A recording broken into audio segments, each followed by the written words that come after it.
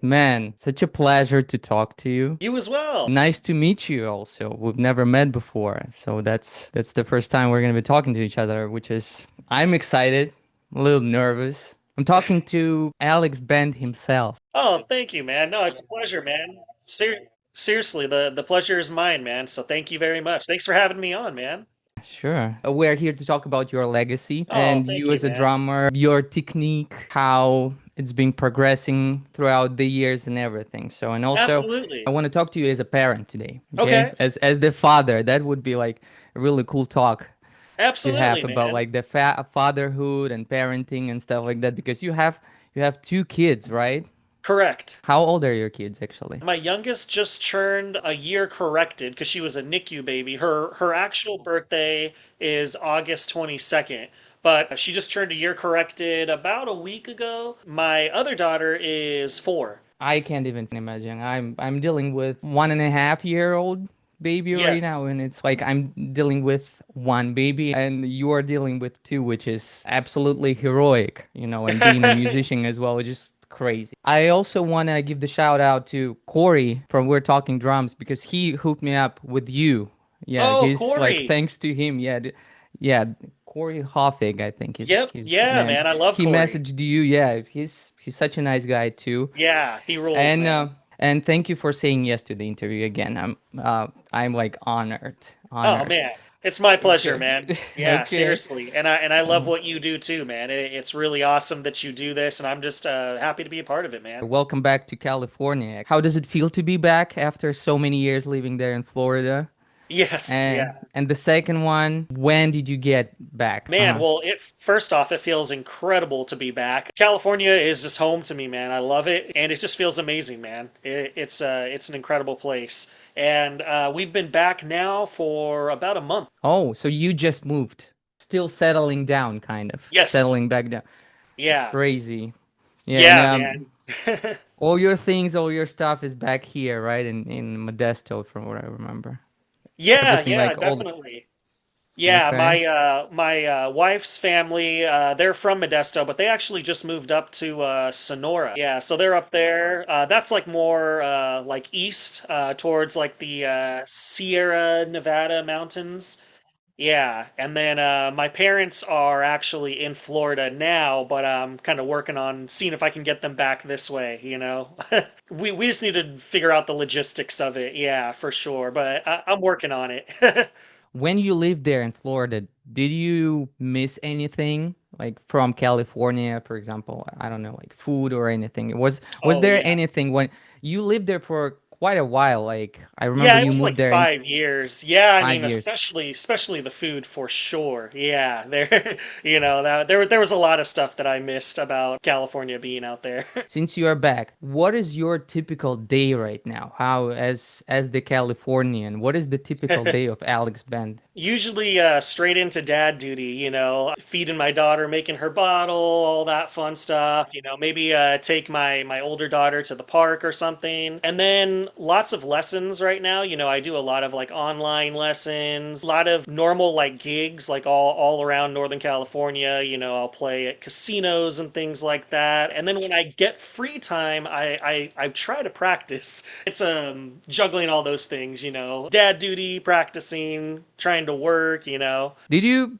actually have the gig somewhere here, like in Santa Cruz area, or no? Um, Or that's far. That's too far. not so much like the Santa Cruz, Monterey area, but sometimes out in the Bay, like San Francisco. We play a lot all over like Napa Valley, a lot of stuff towards the Sonora area as well, like a lot of the casinos and things like that. That's cool. Yeah. How do you like? Is it like the cover thing, Yeah, or you guys? like all kinds of stuff. Yeah, like it just really depends on the call. Sometimes it'll be like all country, it's all over the map. So you can play basically anything. I saw you actually when you were streaming on Twitch, also having the gig. I remember it was like during the pandemic or something, where you had the fucking 3 hours of covers. Yeah, That's yeah. okay. So you basically can play like any cover, right? So for example, Sweet Caroline Oh 20 yeah. times. Those are the ones you got to always have ready just in case. Okay. But Yeah, but yeah, I try, you know. and the usual gig, how, for example, when I was gigging in China, Uh-huh. it was usually like an hour thing. Uh-huh. Sometimes it could be three songs Yeah. and you're done. But what is a typical gig right now? Is it like, because in America I know that people are more demanding and the standards are different. So how? Yeah, usually 3 to 4 hours is like the norm. I was just playing last night. We played like 10 to 2 a.m., you know, You were to 2 playing a.m. all this time, right? Without the Well, breaks or no, we'll play like an hour and then take a 20-minute break and then an hour, 20-minute break, things like that. And I love it, honestly. I like the challenge of doing that, you know, testing myself, seeing how long I could try to you really like stay in the pocket and keep the band moving, you know. 3 hours. That's insane. Even the covers, but 3 hours. Yeah, That's a lot of playing. it is. Yeah, it's a lot of good practice time for sure, you know. When it comes to the last two, three songs, do you like, let's get this over with? I can, are you guys, can we not do the long outro or stuff like, do you? No, dude, to be honest with you, I'm the opposite. I'm always like, let's keep playing. Like, I look forward to the long ones, to be honest with you, because I love playing so much, man. Like, So the bassist is probably looking at you. yeah, yeah, yeah. I'm like, come on, one more, let's do it. Yeah, but you know, I love to play so much. So to me, when I see like, oh, we'll be playing that long, I get excited. I'm like, sweet. You know, I was doing all that before Trivium, and you know, I love it. When you were in Trivium, did you miss it? Because I remember before Trivium, you were doing that and gigging around and stuff. Right before, from what I remember. And then you joined Yeah, Trivium. It took 9 years of your life. But yeah. at the back of your mind, did you miss it, or you didn't Yeah, think I about mean, it? even in the middle of doing all the Trivium stuff and working with Testament, you know, I'd come home from a big festival like Vakken or Loud Park. The next day, I'm playing with them, you know, and it's just something I really love to do. Yeah, I mean, they're great. It's Jeff and Laura Rankin. She plays piano and sings. He plays bass, and then we got our guitar player Sean and then me on drums. Sometimes her brother will play with us too. He's another incredible shredder. His name is Brett.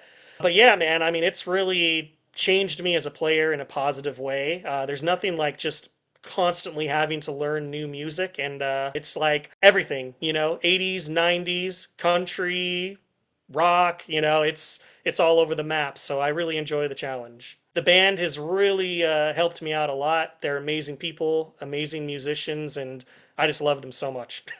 There would be like bands, like even metal bands and stuff that would hit me up.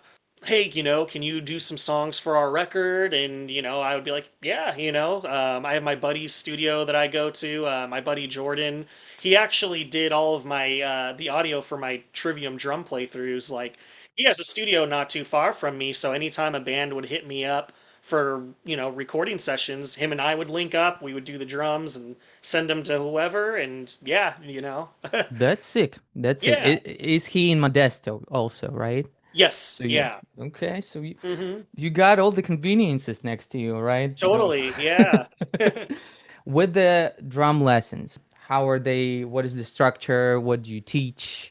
I have different ones. I have ones that are half an hour that you can do, or an hour, or you know, you can do sessions where some people just want to talk about like music in the industry and my experience working with different labels and things like that. But yeah, it's if you just go to alexbentdrums.com. All the info is there. You could book lessons, and I try to keep myself pretty easy to get a hold of. And the way that I like to do things is I like to focus on more like, hey, is there certain things that you want to hone in on as a player, or are you just like starting fresh? You know, I try to make it to where people feel like they're really getting something out of it. You know, if whether it's you know, I want to focus a lot on double bass exercises, or there's certain rudiments or things I want to learn. You know, I try to just make it to where everyone's like, cool, you know, it's money well spent, you know? Do you do that on the kit? Do you have like e-kit? How is that? Or you have the whole acoustic Yeah. setup?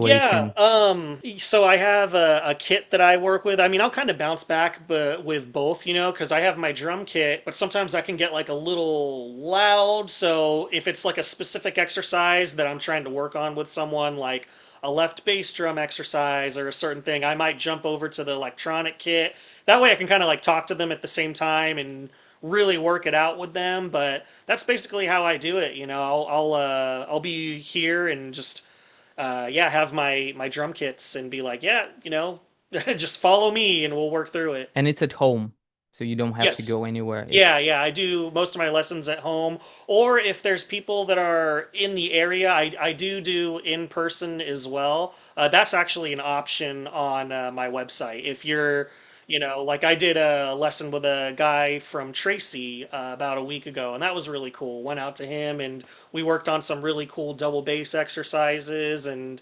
it was cool. He was a fan of the band, so I walked in and he had like a signed bass drum from the Poison Ascendancy tour, and I was like, "This is sick." that's cool. So Yeah. you even have the ones in person. With the big drum set, are you able to even practice there? Because the drum set is a loud thing, as you said before. So Oh, how here is where I'm that? at right now. Yeah. I mean, Yes. in your Yeah. house, Yep. how are you able to do that? Do you have, and there are not so many basements in California, from what I know. Do you have No, no. I mean, where we're at right now, luckily the layout of the house is actually pretty awesome. Like I could jam, and you really only hear the drums like when you're first approaching the door. But once you kind of step away and you go more towards the street, it just sounds very faint in the background. So I'm really not disturbing anybody, which is nice. that's sick. That's sick Yeah, because that's like number one problem. Even yeah, sometimes when you have the E kit, it's loud. It's fucking totally. loud, especially Yeah. the plastics here sometimes can be loud as well. Yeah, I mean, usually for me, when it gets later, that's when I'll tend to like, if I'm feeling creative or have stuff I need to work on, I'll spend a lot more time on the e-kit for sure. I'll take advantage of it. How is the family? How are you balancing that with your kids and probably wife sometimes needs you a lot? We're actually approaching the dad talk. So Yeah, actually, we're approaching the dad talk. So for yeah, the man. people who are going to be watching, I will put the timestamps if they want to skip it. Dad talk, yeah. How is that? How can you combine right now your gigging, your Yeah. drumming with being full-time dad? I just try to take care of, the main responsibilities and getting that quality time in with them. And then any extra time that I have, which is not a whole lot, is when I try to spend it with practice or, I mean, and teaching is a job too, so that's important. So I'll kind of build the day mainly around that, with teaching students. And then, yeah, after I'm done with my lessons, it's like, take my daughter to the park, or we'll all go to my in-laws or something, and that way we're at least able to spend good time with each other. I would say the majority of the time they're with me and my wife, but if we absolutely have to, then yeah, we'll definitely leave them with the That's in-laws. perfect. What are your difficulties with fatherhood? Do you have any right now at the moment? The 1 year old is probably going through a lot of motions, like maybe lack of sleep, Yeah, or you're all good. honestly, man, I am very, very lucky. My girls are super, super easy. I really can't complain. Like my girls will sleep all through the night. Ah, They're very, very laid back. My oldest one, she's very energetic, but not in a bad way. There's certain points where, me and my wife will look at each other and be like, okay, we need to get this girl out of the house because she, she might have too much energy. destroy it. Let's take her to Mm. like, like the other day I took her to a little kids museum in downtown, and that was really cool. We'll take her to burn out energy, but I mean, aside from that, she is super, super laid back and easy. And in my littlest one is super, super chill. Yeah, we're very fortunate with our situation. I really don't have complaints. And sleeping through the night. All the people around me, like, oh, my baby sleeps through the night. My son sleeps through the night. Yeah. Like, what the fuck? Are Yeah, we I like mean, are we we'll like have, the only ones? yeah, no, I mean, definitely, you Maybe know, in the beginning, was it because it's usually in stages. Yeah, like the beginning stages, they have to eat constantly through the night, So, I mean, that was probably honestly the roughest part is when, we were feeding them all through the night. I believe it was like every 3 hours, So yeah, you're not getting a lot of sleep at that point. But once we got out of that stage, yeah, they just started sleeping really good. We got very fortunate with that. I'm so jealous, man. I'm really like so jealous because Yeah, we're, yeah, I know it's rare for sure for it to be that way. but yeah, I'm happy that both of them are good sleepers and you sleep Yeah. through the night. Yeah, Okay, absolutely. I'm Yeah. happy for you. When you were touring a lot, right? Yes. And with the family, how did you survive those years and years of touring? It was really, really easy, man. Like, my wife is very supportive. I love touring. Even my daughter, she completely understood. It was like, okay, when daddy leaves, he has to go work. But, when I come back, we're going to do this and this and this. She was super cool with it.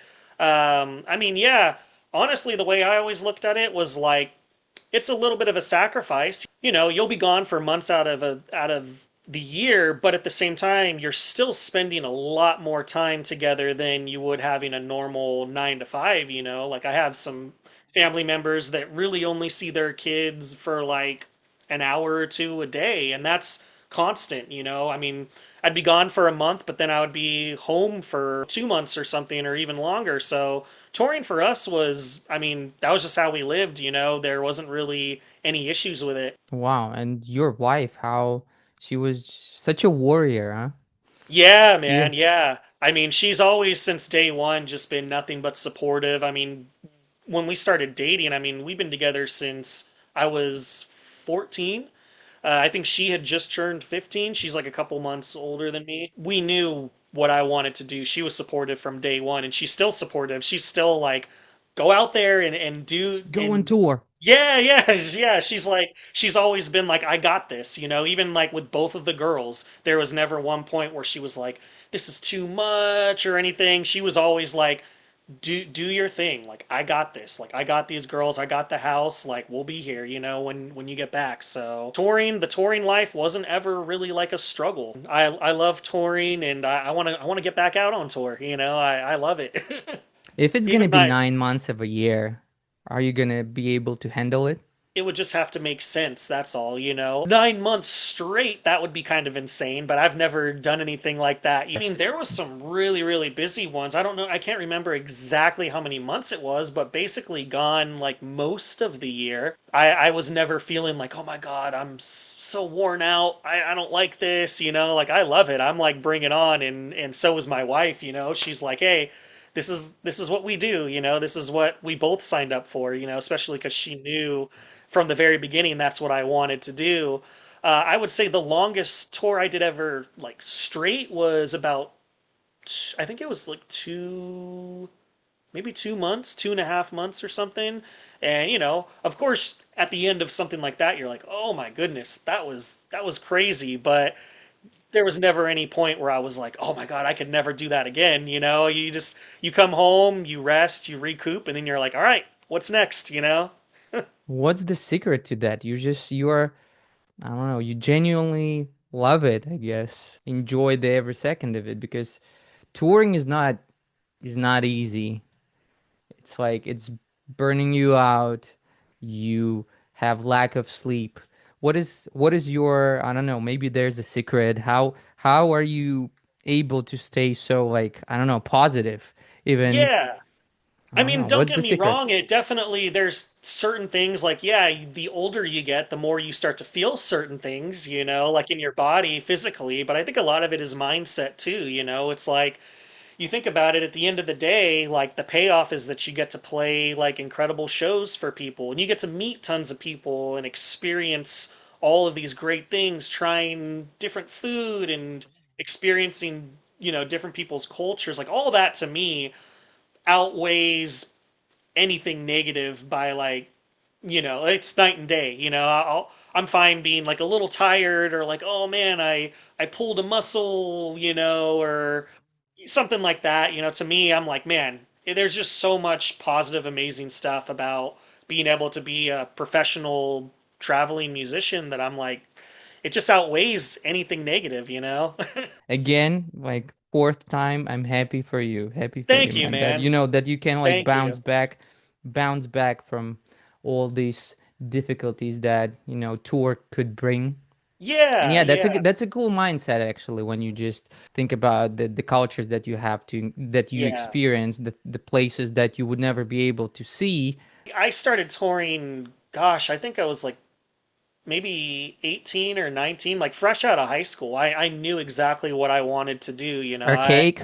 Archaic, yeah, yeah, yeah. I think I had like literally just graduated, and then it was like boom, you know. And I told my parents, I'm like, yeah, I'm gonna hop in a van with these guys, and I'm just gonna like do this thing. And they're like, all right, like do your thing. And man, like I wouldn't trade any of those memories for anything at all. You know, we were like in a van, roughing it out, you know, eating cup noodles and Cheez-Its every night, you know, but just playing awesome shows. And it's like, instead of being in college, that's what I was doing, you know, and I wouldn't change it ever. I That's got to so sick. experience so much cool stuff. And like, I think starting from the ground up that way too really helps with like your perspective later on when you are able to play with bigger bands and get into bigger venues. It's like then things become comfortable. It's like then you're able to get a rider and a tour bus and things like that. And then you like really appreciate it, you know, you're like you think back to like, man, I remember when I was like sleeping on the floor in a van, you know, or like sleeping in people's houses, you know, like on the kitchen floor. I'm like,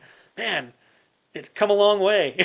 You become appreciative of the things that you have, right? That you've 100%. come a long way. That you've Yeah. come a long way, and yeah, and that's That all the yeah. hard work, pays off. Like I said, be in like a tour bus or like a hotel room or something and be like, man, like this is awesome. You know, like this I is can shower. like yeah, yeah, you know, and yeah, you know, it's been quite an amazing journey, man, you know, and I don't feel like Hmm. I'm done at all. No, of course. But let's step back a little bit. So I'm gonna save some time by retelling your story to pre-archaic. Okay. Shout out to Cali Death podcast, the guys from Yeah, man. because Yeah. I Anthony said and Joel and all them. Yeah. Those guys they're are amazing. well, the video of your interview with them like helped me a lot. Understand you as a person because you fucking sat through with them for 3 hours. 3 hours. I had to do it in 2 or 3 sittings. Yes, shout out to the guys. And Yeah, man. Those are some good people, man. I feel like I could have talked to them for 3 more hours just because I love those guys so much. yeah, they're like they got the good vibes, and I wish I could talk to them. And they're also like from these areas. Some of them are from Santa Cruz, so Yeah, they're not far from you at hope all, man. yeah, we'll probably catch up.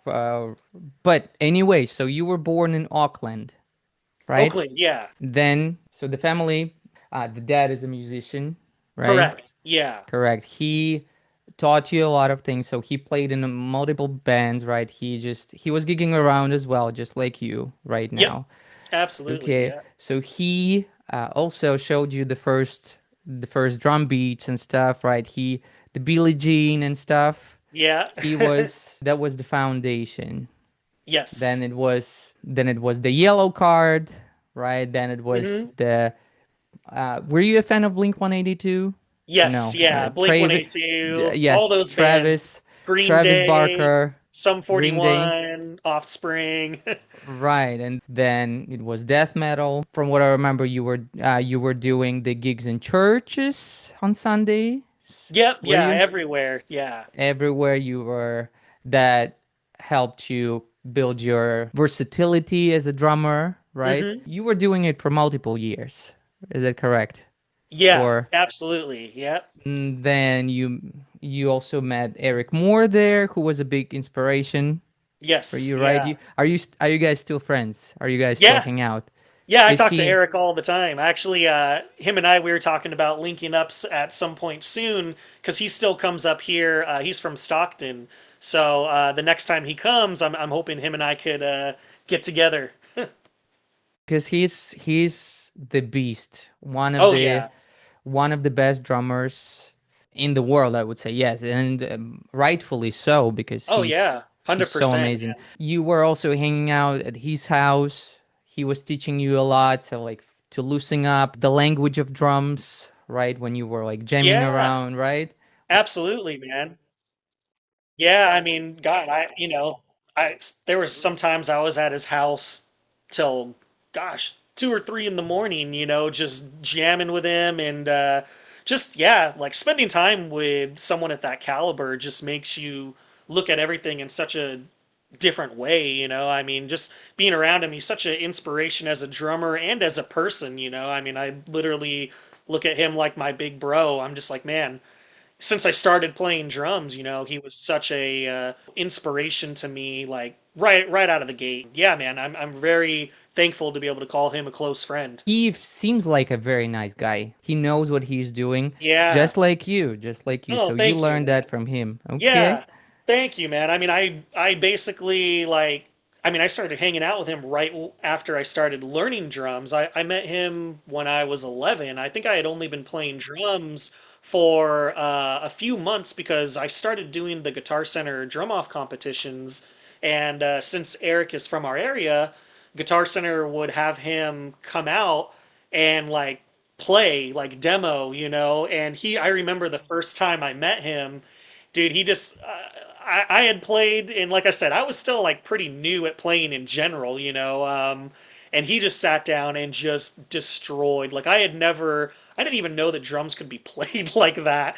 I was like, oh my goodness. And then it was weird, like he took me under his wing like right away as like an 11-year-old kid. He's just like, "Oh man," like he was really cool to me. He's like you got something, man. You like he just very supportive. Like he's like keep working on your craft. And then like I would just keep seeing him like all over the place. I started playing in, like we'd mentioned, like different churches, and like his family members would be there, so I used to play with like his sisters, all kinds of stuff, his cousins. So I was always seeing him around, and yeah, him and I just got close over the years, man. And like I said, I'll still talk to him all the time on a normal basis. And if he's not doing arenas, he's selling out drum clinics all over the place. That guy is just the greatest. I love Eric so much.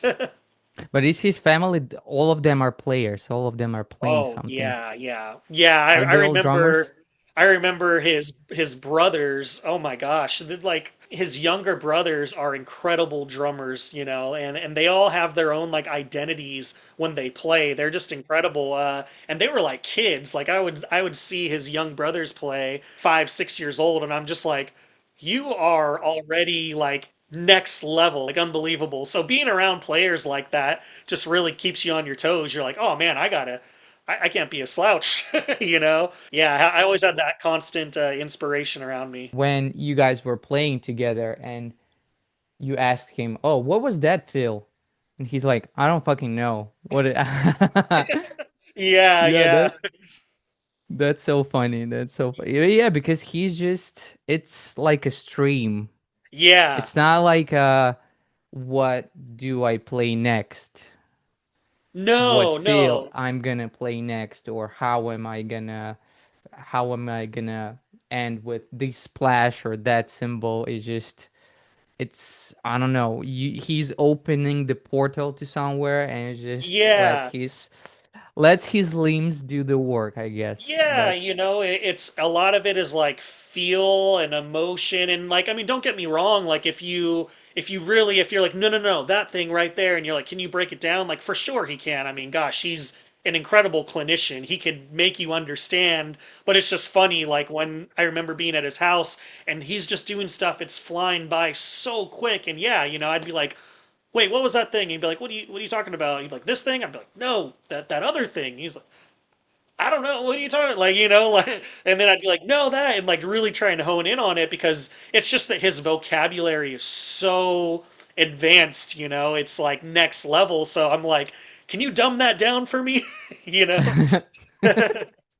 But that's yeah, so no, cool. always good times, man. Just playing with him and just other players at his caliber. I feel like that's really the thing that makes you a great musician, is just being able to be around people like that.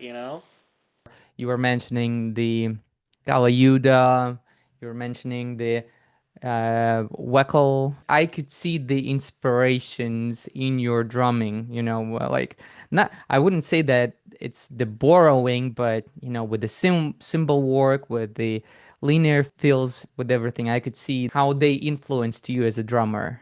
Thank you, man. Yeah, it's funny because like when I started playing, like we had mentioned before, it started off with the pop punk and all that, and then of course I'm just like, I want faster, faster, so I'm getting into Slipknot and then getting into death metal and stuff. But at the same time, my dad was turning me on to all the guys that you had just mentioned, like Vinnie Colaiuta, Billy Cobham, all those guys. Like the very first drumming DVD that I ever owned, I think I was like 12. I had been playing for about a year, but my dad was like, "Oh, you should check out Dave Weckl." So I got Dave Weckl DVD and I watched it on repeat until the DVD like didn't even work anymore. That was just like I just watched it so much because, of course, on my own little journey, I'm like getting into all this technical, brutal death metal, but at the same time, I can't stop watching guys like Weckl because it's like the polar opposite of like the death metal stuff. It's so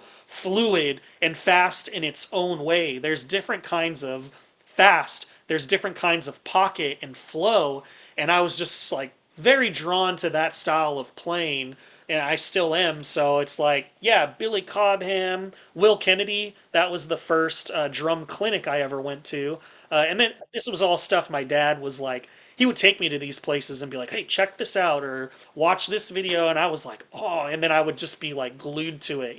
So I was all over the map, man. I was into everything. I'm still that way. I'll go from watching George Callias with Nile to watching, I don't know, like a Mike Mitchell or something, or like it's I love drumming, I love music, and I love styles and variety of stuff. Yeah, you were saying about George Calais. He's also versatile drummer. He Yeah. One day he's playing with Nile, and then you see the video of him playing with the jazz band.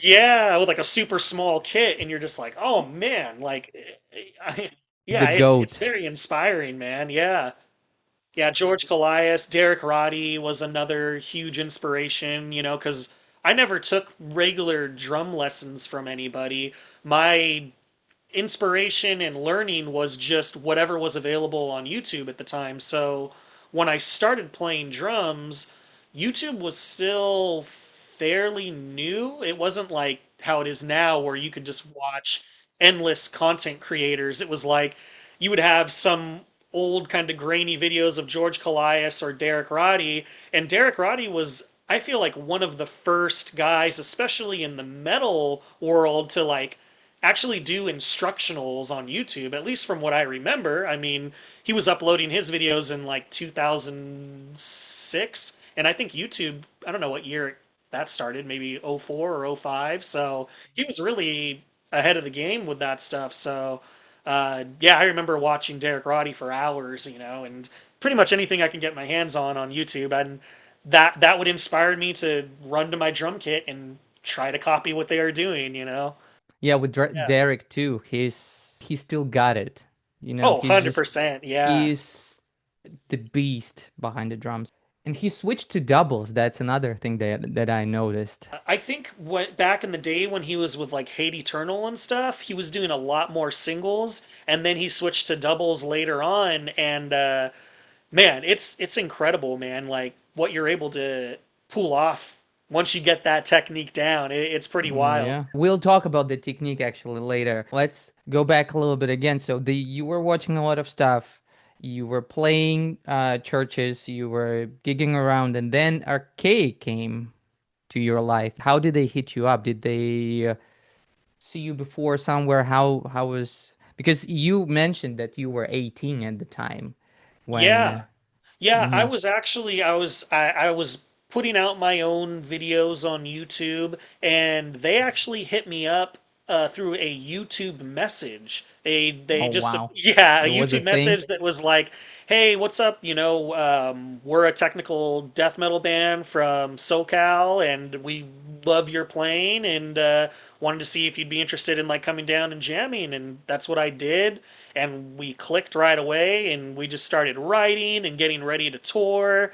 And yeah, the first tour I did with them was opening for Cannibal Corpse, and that was Yeah, I like, remember you were talking about it. yeah, Yes. that was like the main tour that, man, that just busted so many doors open for me, man. I met so many awesome people on that tour. A lot of them that I still talk to this day that were people that recommended me for a lot of stuff, man. So, yeah, that was kind of like the beginning for me as far as I guess the industry, just connecting with people and all that good stuff. Prior to Archaic, I remember that you recorded something too, right? I mean, the in the studio situation, or it was with Archaic. Did you even play blast beats and all this kind of stuff? Yeah, I did a lot of stuff that was more like local stuff, like I had a lot of like my bands in the Modesto area. Yeah, there was lots of blast beats and double bass and stuff. It wasn't quite as technical as Archaic, but I was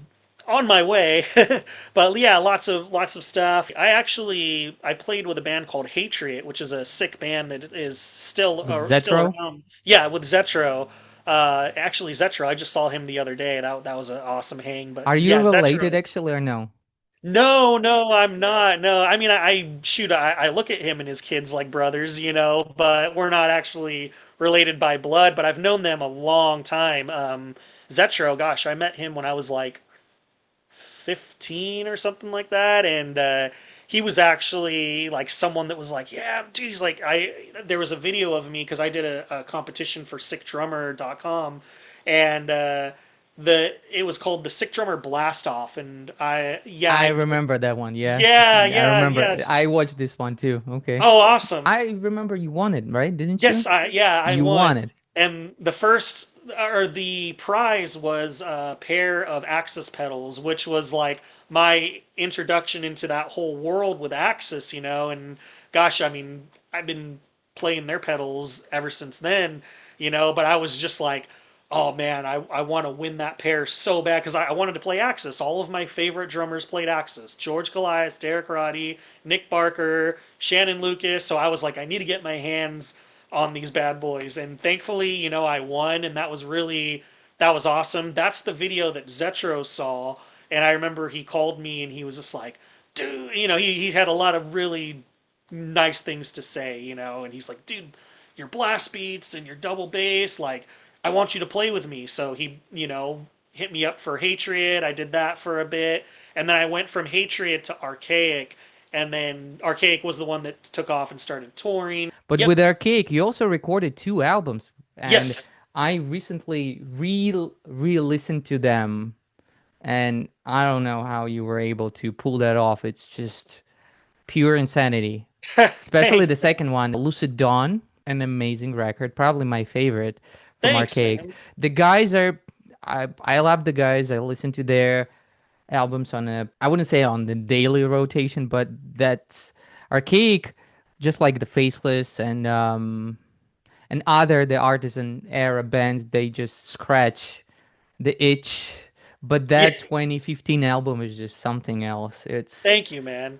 and 2012 album with your fucking 10-minute songs and stuff. Like, Yeah. how do you remember anything from recording those albums, like, or it's a distant Yeah. memory? Because Oh, it's man. it's I don't even know how you were able Thank you, man. I to mean, do that. yeah, I mean, man, at that time, especially 2011, 2012, I was playing a lot in like church and I was doing a lot. I was starting to really dive like deep into jazz fusion and pocket and playing, I'd go hang out with Eric Moore. So like my mindset really was not on like heavy metal at that time at all. Like to be honest, like I don't think I had played a double kick pedal or a blast beat for like an entire year because I was just like 100% into like other things. And then when Archaic hit me up, I was like, Yeah, that sounds awesome. So I kind of switched gears and did the technical death metal thing, but I feel like I brought a lot of stuff that was not the typical death metal vibe to it, kind of Like naturally. Just cowbell? yeah, cowbell and like the kinds of fills and stuff, and it was like a natural thing. And I just remember, yeah, I mean, being young and just hungry and like just always thinking like, what's the craziest thing I could try to come up with, you know? So a lot of it, yeah, was just like trying to push myself mainly, like past my limits or what I thought was my limits, and yeah, you know, I'm really, really proud of those records, man. Like those will always be my babies. Great times. I do remember you asked me if I remember anything specific about the records when we recorded You good? Metamorphignition. I was extremely sick. One of the sickest I've ever been. Just really, really brutal. Like coughing. I was, you know, coughing up a lot of mucus, and I remember being so sick that I was like trying to make it through takes of the songs without coughing, and I'd make it to like the last note, and then Zach, the producer, would like press, you know, end recording, and I would just cough and cough and cough, and I Wow. remember it just being so brutal. I was like, of course, the one time I'm like trying to record an album that I'm like trying to just do the craziest stuff, I'm like at the same time the sickest I've ever been, but got through the record, and at the end of the day I was really happy with how it came out, but I always remember that being like, man, that hurt. You know? That's crazy. Yeah. Because listening to the first one, you wouldn't tell even. You you wouldn't tell that there's so much suffering, that the drummer Thanks. is going through. I gave it my all, man. I was like, oh man, yeah. I was like, if I die doing this, I don't care. I'm gonna do it. The probably the 10-minute song that is on the record probably was one of the most difficult ones because I Yeah. don't know. It's Yeah, just man. it's like a Yeah, that roller stuff was hard. coaster. That stuff was no joke. And then playing it live too was like, yeah, I remember every night, even as like a 18, 19-year-old with a lot of energy, being like, you know, after you play the set and then you load up all your own gear and you're loading the trailer together, and then just like sitting in the van at the end of the night and being like, whew, all right, I hope I sleep all right tonight because we're going to do the same exact thing tomorrow. And you're just playing these super fast, brutal sets. But I loved it, man. I was like, I always enjoy the challenge. And it made you a better drummer, like a more resilient person. Absolutely, man. Yeah, just always trying to push the envelope, you know, like whenever you're like, okay, I'm done. I don't know if I could do any more. It's like, no, you could do more. Come You on, can you do got it, it. you know? Like pep talk yourself, and then you're able to accomplish things and look back and be like, wow, I'm proud of myself, man, you know? Yeah, that's so cool. And I remember also that you were talking, there were the tours with ARKAIK.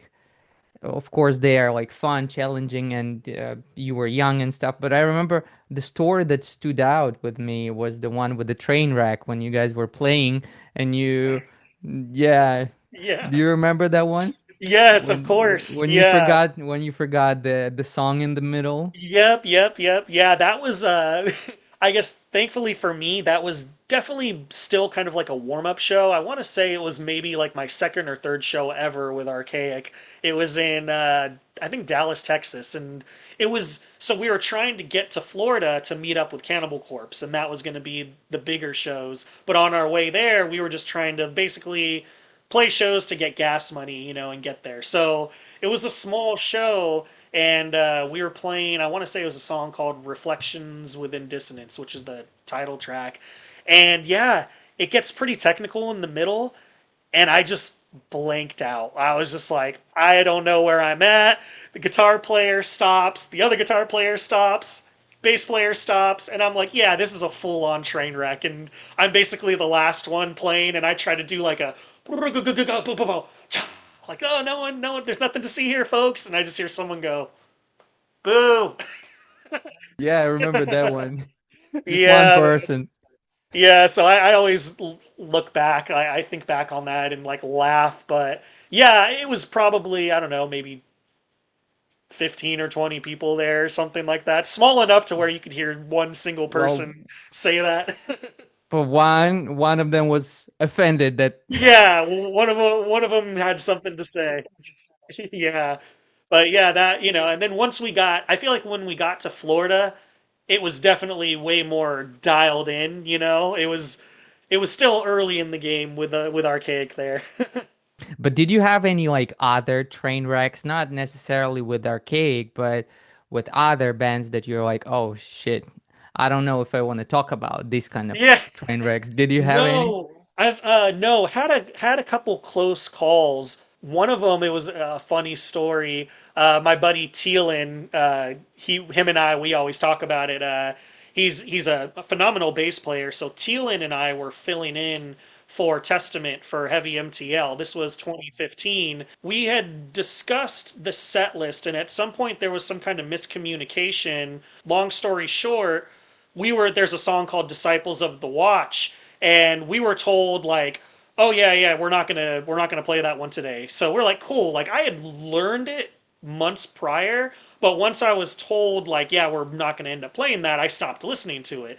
And then Thielen, I don't think that he really knew it like at all, especially the middle section. There's this like bass solo thing that happens. And I remember we were on stage, and like I said, some kind of miscommunication or whatever.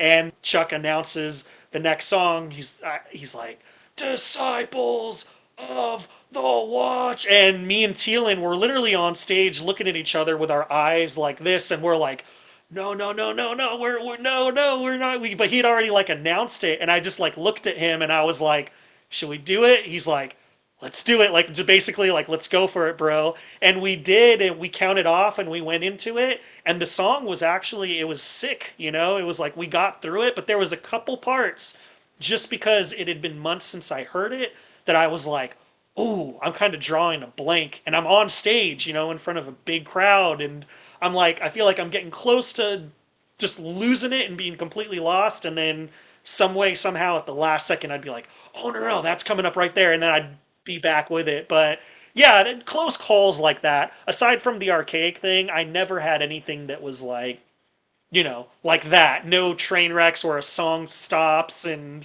anything awkward or anything.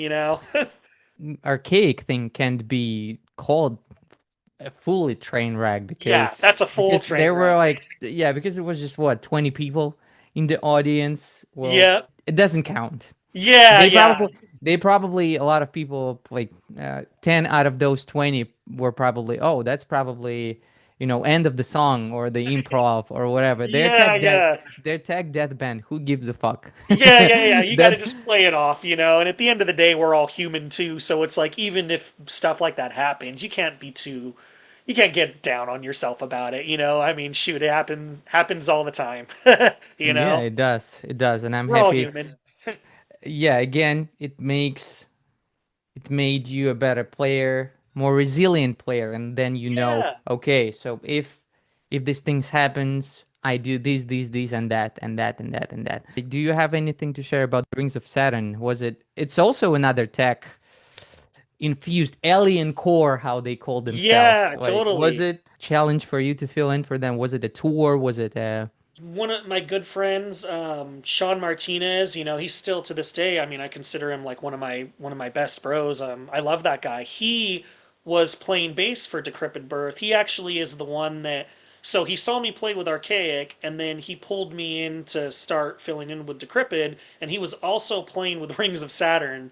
And I guess when they needed a drummer, I was on tour with Sean, and I had expressed to Sean like, yeah, man, like if you hear of anything, just let me know, because I'm hungry to just get out there and do as much as possible. And he's like, well, what do you know? Rings needs a drummer. Are you down? He talked to the guitar player about it, and the guy was like, yeah, ask him if he's down to do it. And I said, yeah. So we did a tour. It was 2012 with Carnifex and I Declare War. That's what it was. Yeah. Yeah. So the yeah, that was deathcore fun. supremacy? Totally. Yeah, yeah, that's like part of the first wave of deathcore, I guess. But that was a fun tour, man. That was just all, me just wanting to get out there and play with as many people as possible and just get as much touring experience as I could under my belt. So it was fun, man. We had some fun shows, and Yeah, I continued to play with Decrepit Birth after that too for a while. Decrepit Birth was actually the first band I ever went to Europe with, and that was an awesome tour. That was three death metal bands sharing one bus. It was Decrepit Birth, Cryptopsy, and Cattle Decapitation. Wow. Yeah, How good did you times. like get in there? And there's probably the crew there as well, no? In the same bus or no? Um, to be honest, I don't really remember if we had a crew. I think our crew might Wow, have you didn't even have a been. crew. That Yeah, was no, I mean, I was definitely setting up all my own stuff. I mean, I didn't have a drum tech until like right before Trivium. Yeah, I don't think there was anyone on the tour except for the driver and the TM. That was, I guess, kind of the crew, and everything else was set up by us, you know? wow, that's Yeah, insane. Okay, so yeah. there's one more thing before we continue. Do you actually watch your own videos? Like Do of I you watch my playing? own videos? Yeah, like for example, if it's on YouTube, the playthroughs of your own, maybe like you revisit old videos and stuff. Do you? Or no, not really. Every once in a long while, I might go back and watch like an archaic video, or even if I could find something pre-archaic from like local stuff or something, I'll watch it for like nostalgia, just to kind of like be like, wow, like I can't believe I'm that kid right there, Like the playing. Underling videos. I remember I was like going the Underling, right? The band that you were Yes, in. yeah, yeah, Yes, one of underling. those. I remember. Okay, wow. It's that video is very old. What I'm leading to, I Uh-huh. want us to watch the video I watch probably once a month. It's like Okay. the video I love so much that Okay. I don't know, I rewatch it so many times. That's the video. Shout out Oh to Sick yeah, Drummer. man. Oh man, shout out to Ian from Sick Drummer, man. Man, love that That's guy. I'm yeah, so it's, glad he had me on here. and again, Awesome. thanks to Sick Drummer for, for not deleting it because it was unreleased song or whatever. Yeah. But yeah, just such a good video. Thank you, man. Do you remember anything from that day with the Yeah, archaic? I do. I remember that show. I remember yeah, I remember meeting Ian from Sick Drummer wasn't there, but he had some of his crew come out and they were super cool. And I just remember being super stoked that the channel was out there to film me. And I just remember being really excited and just having a lot of fun. I mean, as you could see in the video, I really just kind of let loose, and just went for it. You could tell that you gave it your all. As you should.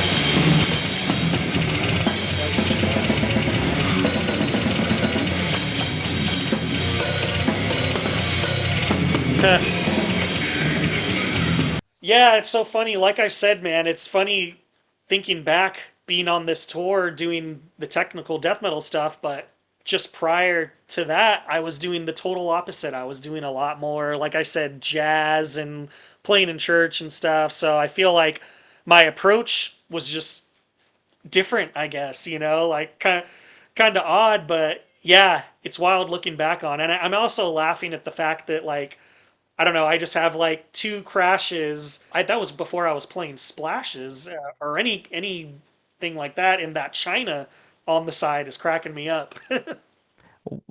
Because the location of it, or why Yeah, the location, and I think it's cracked in the video too. Like it's like cut. So I could see why, because you were hitting so hard, yeah. with and the, expressiveness Oh of yeah. everything. You see the And China right there? It's yeah, cut. on that side, yeah, on Yeah, the right side, it's actually, correct. yeah. So my China was starting to crack, and Mike Hamilton, drummer for Exhumed and Deeds of Flesh, he's like, God, that guy is just the goat in every single way. But he was cool enough to like take my China and he's like, well, here, let me cut it so it doesn't just keep cracking more and more. And Mm-hmm. that China actually ended up lasting that whole tour because of the way that Wow. he cut it. So shout out to him. That's so cool. Okay, Yeah. let's continue.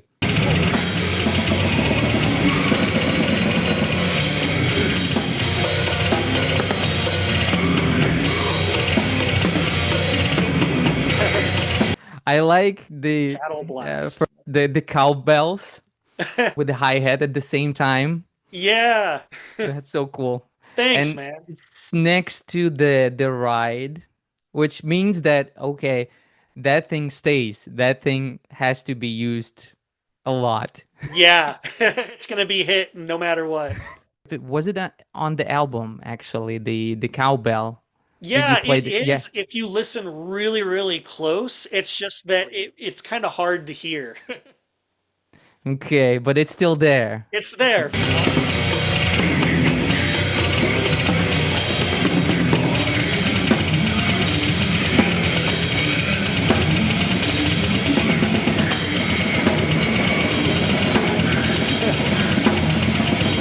The question about the grip, the Yes. grip change to traditional, you answered it, but I want to confirm.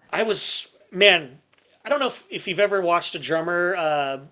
If you watch a drummer named Rodney Holmes, he used to play with Santana. I loved watching him growing up. And when you watch him play, he would be playing match grip and then he would throw it in his hand and catch it traditional. And I don't know, I think just watching him so much, I started doing the same thing, especially because, like I said, I was doing a lot of jazz and stuff. So the majority of the time, you're playing traditional grip anyway. So when I was playing archaic, there would be some parts like that part right there, where for whatever reason it felt more natural to play just that part traditional. I don't know why. There really wasn't a rhyme or reason. I remember that whole tour, there would just be certain times where I'd be like, yeah, just I wouldn't even think about it, and then I might see on a video later like, oh yeah, I guess I did switch to traditional. I can't traditional blast though. Like I never do traditional like thrash beats or blast beats or anything like that. A lot of times it's more if there's like a experimental part or something like a Mhm. progressive.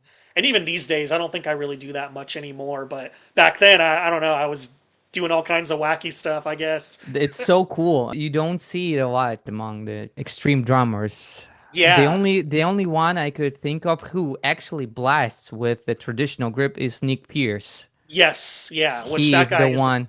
animal. I talked to him next week actually.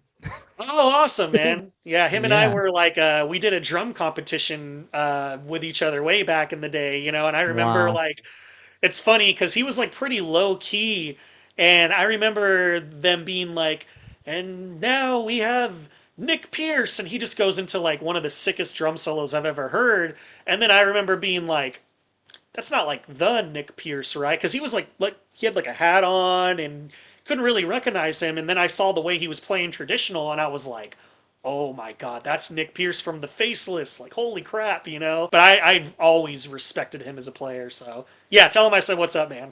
Yeah, he's such a nice guy. And his tutorials on double bass also helped Yeah, me a lot with the he was also doing the doubles and stuff. So he's yeah, 2010, 2011-ish. But awesome. that was it. Thank you for watching it with me. I don't remember there were all the questions that I asked about this particular drum cam I already asked. Cool. Yeah, the blast beats.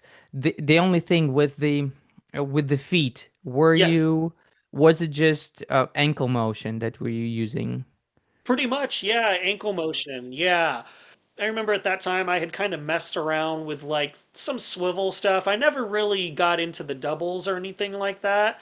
But I remember watching Shannon Lucas play with the Black Dahlia Murder back in the day, and I loved the way that his double bass approach was. Like it was just he was so loud. He had so much power when he would be doing these fast runs. So I really tried to kind of copy him. And yeah, pretty much heel up, ankle motion, what you see in that video. I'd always scoop back to the back of the pedal to kind of get that bouncing motion. When there is a burst kind of thing, right? It's like Yeah.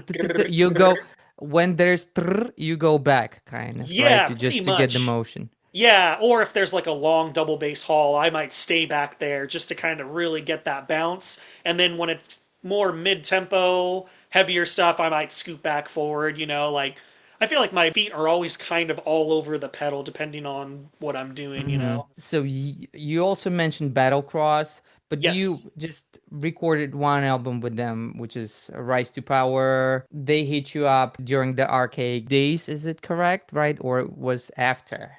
I think Archaic had kind of slowed down a bit at that point because we did Lucid Dawn, and then man, we were trying to get out there and tour, but they're just it wasn't working out.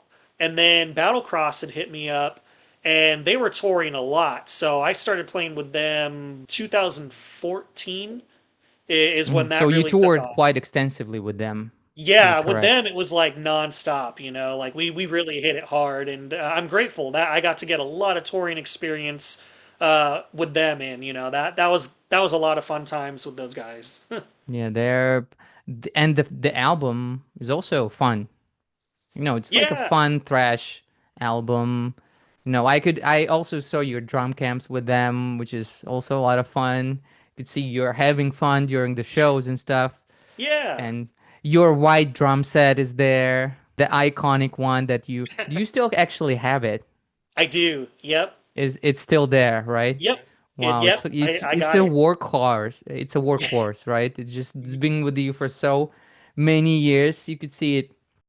Yeah, man, I've recorded a lot of it's been on a lot of records. I mean, even if it's not the entire kit itself, like I sometimes when I'm in the studio, I'll like Frankenstein a kit. I'll like take a tom from a different drum I set saw. and then another, I I have just saw. tons of stuff, but the white kit always makes it on the record some way somehow, like whether it was with Trivium or Battlecross, like every producer that I work with is always like, "Dang, that's a sick kit." That's a sick kid. I Yeah. love that kid. And it's still white from Yeah. all the touring. How is that Yeah. all white? How is that? Yeah, man. What brand is that kid? Is it That one Pearl? is Crush, yeah. And now I endorse Tama Crush. drums. Yeah. Crush. Yeah, and I've been I don't yeah, they're not even I don't think that they make drums anymore. I think I was there in the early days and yeah, now I'm a Tama artist. I play Star Classic Maple kits. Of course. Like Yeah, yeah. the The king loud of all kids. yeah, yeah, super loud. That's so cool. And Yeah. then, but yeah, that kid is just part of history. If there's like the Museum of Alex Band, this one is has to make the cut. But Thanks. anyways, there was the battle cross. We talked about it. There was Yep. also the brain drill. Jesus Christ, the Yeah. brain drill. You were with. Did you tour extensively with the band or no? Or it was just a recording kind of a situation? Brain Drill was definitely more of a recording situation at that point. Dylan, their guitar player, just hit me up pretty randomly. And it's funny because I grew up a huge Brain Drill fan. So immediately I was just like, no way, like I was like, dude, whatever you want to do, man. Like, if you want to tour, like, I'm totally down. Or if you want to just do a record. And I think at that point, he was already kind of like, checked out on touring. He's like, got a normal job and he doesn't want to do all that again. I think Brain Drill at one point was touring pretty heavy and he had kind of taken a different churn in life, but he still was like, I want to make music. And I guess I was the person that came up in his head. He was like, I want to ask you to be on the record. And I was like, dude, I'm already a huge fan. Like, let's do this, And it was awesome, man. That's another one that I'm really really proud to say I made it on a Brain Drill record because that was a band back in the day that I would show everybody. I was always like, me and my friends all into metal and we're showing each other crazy stuff, and I'd always be like, dude, you ever heard Brain Drill? Like, check this out. And it's just like so brutal and over the top, and you know, when I listen back to the record that I did, I'm like, I'm proud of it. I'm like, oh, that's awesome. I got to play with one of my favorite bands. You had to do a lot of switch blasts from what I remember. And I remember that Yeah, video that you had to do it for what, like a minute or two.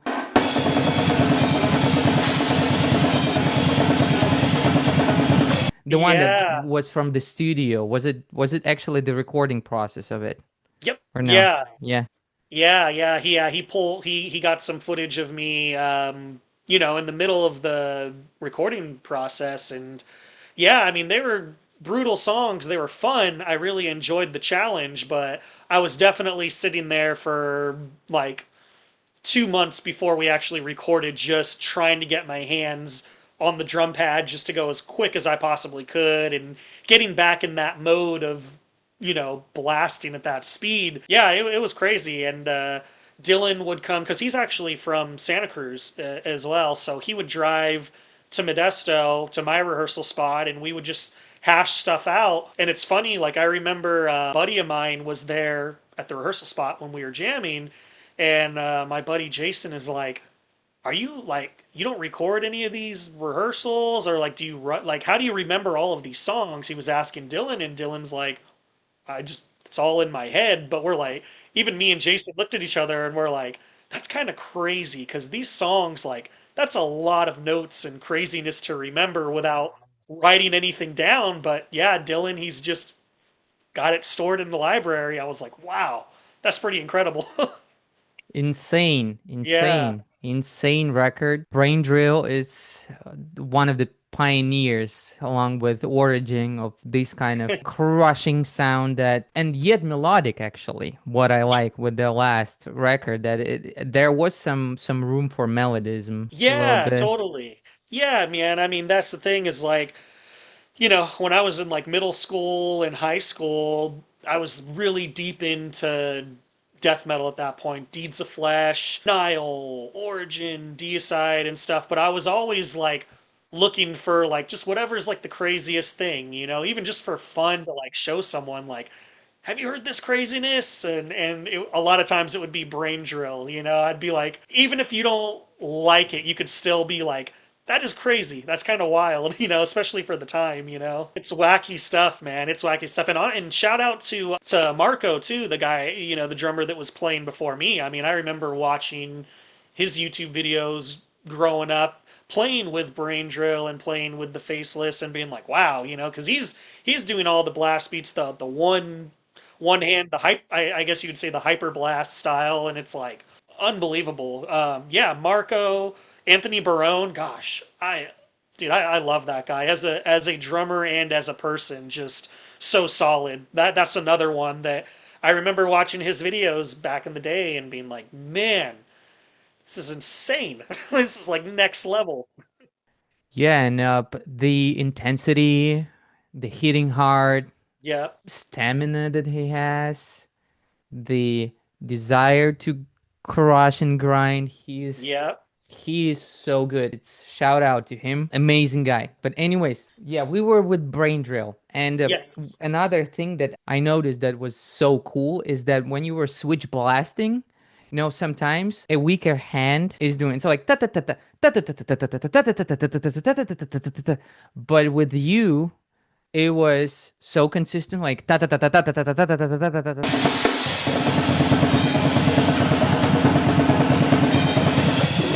was it a lot of pad work? How? yeah. A lot of pad work, and for me as well, just trying to utilize my strengths and weaknesses, because when I would see guys like Marco or Barone, and they're able to do it with one hand, I'm like, whew, like I don't.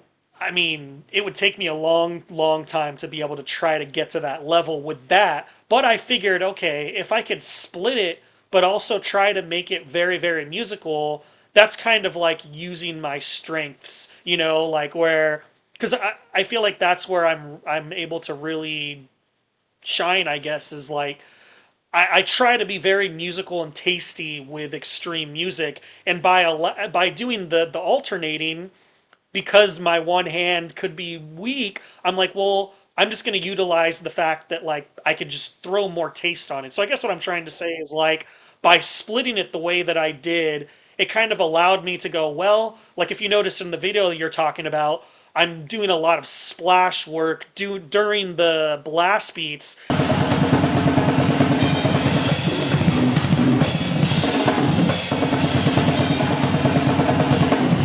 And that's because I'm alternating. So I kind of like, I have the choice to either just keep alternating on one cymbal or take advantage of the fact that every time I'm alternating, I have the ability to hit more things. if that makes sense. So that's really what I did, man, is I was like, well, let me just try to make these parts tasty, and I'm not going to try to play these songs the way that like Marco did because he just had that he was the king of just like that guy's unbelievable, the way he's able to just do his style, but I knew I don't play that way. So I'm like, let me do it my way, but also try to complement the way that the band would sound with him. And I feel like I found like a good middle ground, to be myself, but not like lose the charm that Marco brought to it in the early days, if that makes Mm-hmm. sense. You know what I mean? That's so cool. Yeah, And so yeah, and with the alternate blasts, as you said, it gives you the variety yeah, whereas where you hit like that, it just you would have to the cymbal head would have to like do these kind of totally. Yeah. but you are saving a lot of power with that. 100%. Yeah, you're splitting it, so it's like, yeah, every hand is getting whatever 4 or 8 hits, but you're able to keep it consistent like you had mentioned where it's not, the velocity is not fading in any way. You're able to keep that power and yeah, throw some of that spice on there, which is what Yeah, I like you to do with everything, I try to at least. unfortunately the band broke up from what I remember, right? I remember the statement when you put it to rest, kind of, right? Yeah, yeah, definitely. And it's like, hey, you never know what the future holds. I mean, I still talk to Dylan, from time to time. It really is his band, and I've always been like, man, whatever you want to do. Like, I think Dylan's a really cool dude. We would hang out, and I never wanted to like put pressure on him. Like, come on, bro. Like, you know, let's do this, and we're gonna hit the road, bro. Like, I was always like, man, I get where you're at in life, man. Like, if you need me, I'm there. I'm always down to do brain drill stuff. But like, you have your life too, So like, I respect that. Give me a call whenever you want to do stuff. I'm always down. So that's always. It's never felt like pressure in any way. I'm like, yeah, dude. Just the fact that I got to do a record to me is pretty cool. We'll see what the future holds. We will Yeah, see what the totally. future holds. That 1 minute long video kind of led you to Trivium, right? Which is another chapter of your life, right? Yes, Trivium, right? It was the uh you were mentioning it was the guitar player of Broken Hope, was it? Who correct. Yes. recommended you, Yeah. right? Yeah, his name is Sean Glass. Actually, I Uh, can't remember if he was playing bass or guitar, but he was playing with Broken Hope. I had met Sean Glass when I was playing with Decrepit Birth. It was a tour with Decrepit, Broken Hope, and Obituary. So Sean and I met, and we came really close bros. I'd hang out with him a lot on the tour, and he also knew the Trivium guys. So when they needed a drummer, he had recommended me, and then I was also recommended by a mutual friend named Mark Lewis, who's like he produced he helped produce the Battlecross record that I played on, and then he also did a lot of stuff with Trivium, during the early the days. audio hammer, right? He's Correct. like he was assisting Yep. Sukov with audio hammer. Yeah, and 100%, then he yeah. Mark is actually the one that sent the Brain Drill video to them. So I kind of had, wow. both of these guys going up to bat for me, which was awesome. And that's how that all kind of fell into place because I did the Brain Drill record in 2016. I'm sorry, beginning of 2016. And then I went out to tour for Angel Vivaldi and Gus G. I was doing double duty for the whole tour. I was playing drums uh, for like 3 hours every night. I loved it. Wow. Yeah. And those are like it's the guitar music, Yeah. right? I mean, gosh, Angel's music, that was so hard. And that was actually funny enough. That was a Eric Moore connection there because I think that they had originally hit up Eric for the gig, and I remember he called me, and of course, of all places that I was in Monterey. Funny enough, I was there with my wife, and Eric calls me, and he's like, "Yeah, man," he's like, "They hit me up for this gig, but it has like tons of double bass, and that's more you. Like, are you down?" And I said, "Yeah," and then he connected me with Angel Vivaldi. Then I think what was it? Gus G was on the tour, and then he also needed a drummer, so it was like, You down to do double duty?" And of course, I'm like, "Let's do it." But I remember Angel's music specifically was like, whew, man, my head felt like it was going to explode because it was like, there's like fast difficulty, like, oh, that's long blast beats or that's a lot of double bass. His music was just a lot of crazy time signatures, like a lot of, very like along the lines of like, I don't know if you could say like animals as leaders or like genty, but like really, I mean, amazing stuff, but it was just hard. And I remember learning his songs were just killing me. And then once I finally got them down and I was able to play it on tour, I felt like my like musicality and like just understanding things just grew so much. Like right after that tour, I came home and then Trivium had hit me up. And I had already like spent so much time learning Angel's music and Gus G's music, so by the time they hit me up for their set list, I was already in this mode of like just being able to learn songs really, really quick. So working with Trivium, it was just like butter, It was like just moving from one thing to another, and I just, had tunnel vision. They went through so many drummers, and Yeah. but the catalog of the band is so huge. What it's they prior to you, it was what, 6 albums that they released, I think. Yeah, Yeah, something like that. Yeah, with a couple different guys. Yeah. and yeah, with with even more than that, it's like Yeah. a few different guys, if you ask me. Yeah. Yeah, Yeah, I think but before I had got there, there was let's see, Travis, Nick, Matt Mediro, and Paul Paul. Wonky, and then I stepped in. Yeah, that's a lot of drummers. Yeah, And a lot of but different flavors. yeah, but there were three recording ones, which is Nick, Travis, and guy who Mediro. recorded Silence in the Snow. Yep, that was Matt Mediro. It was Matt.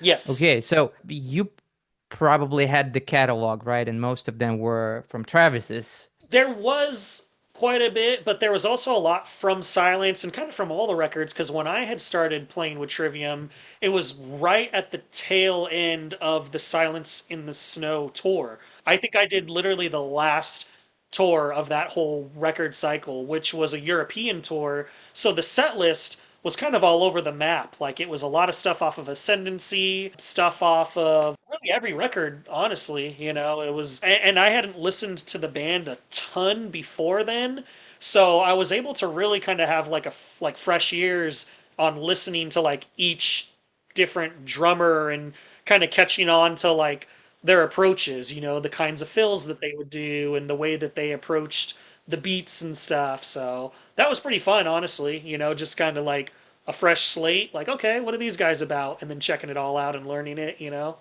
Was it note for note situation with the material that you had to prior to the tour, Silence in the Snow one, like the end of the cycle? Did you have to do it note for note? Were you required to do it note for note, or you kind of had some liberties with those?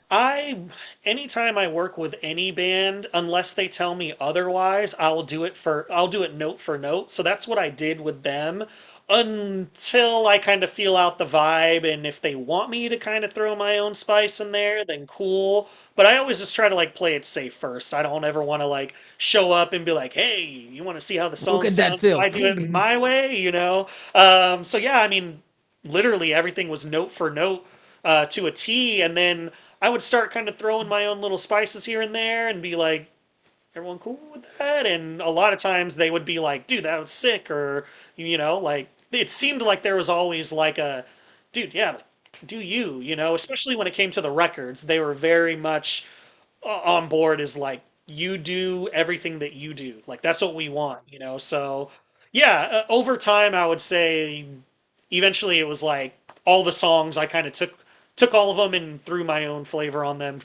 As long as you don't have like the bomb blast throughout in waves or Silence in the Snow, right? You're all Totally. good. Yeah. Yeah, yeah, yeah, yeah, of course. Just like the obvious stuff. And then, so the touring cycle ended, and then you started doing the Sin in the Sentence.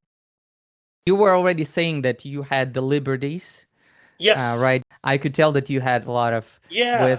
with the linear feels, Well, with the bell accents, with the yeah. on the bell. This Well, the just crazy thing too is when I was flying out to Florida to do the rehearsing for the tour, that's when we wrote the sin in the sentence. Like, we would run through the European set and be like, "You guys want to start working on some new stuff?" And we were just like busting out songs left and right. So Sin in the Sentence came together very, very quick. Like it was very quick, it was very natural. And yeah, I mean, we finished up that European tour and we were like, let's basically just like hop straight into the studio. We might have had, I don't know, maybe a couple more rehearsals that was more focused on the writing afterwards, but most of the writing was done at the same time that I did the European stuff. So I was kind of like still learning the old songs while writing new stuff with them. Because I remember when we were on the European tour, during sound checks, we were already playing like Betrayer and the Sin in the Sentence, like all the way through, on my first European tour for like our sound checks and stuff. We just like hit the ground running with everything. and yeah, and the also the your Latino beats, the bell accents, all these like Yeah. fills while you're playing Latino beats is just so mind Yeah. blowing. And That's all the stuff that they wanted me to bring in. Like they were very well aware of like the stuff I had done before as far as like the technical death metal and all that, but also all of like the church stuff and like the drum competitions. Like they basically were like, we want you to like 100% be you and like bring yourself to what we're doing. And that's what we did. And then we did Sin in the Sentence and What the Dead Men Say. Like everything was just like very natural. Like that's how I always try to do things. I feel like that's what I've done from the very beginning with drumming is like I want it to all be natural. The second something starts to feel like forced, I'm like, I don't know, like so yeah, man, we were just getting together in a room and just writing, nonstop and touring and going for it.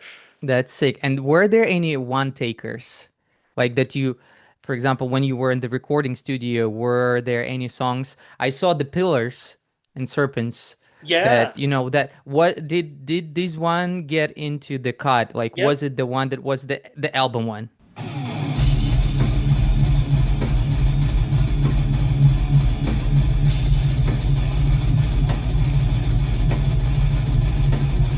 Yeah, yeah. So there was three Wow. actually. There was three. So the first one, we set up the kit. We had some nice tones going, and we basically just kind of wanted to like make some noise.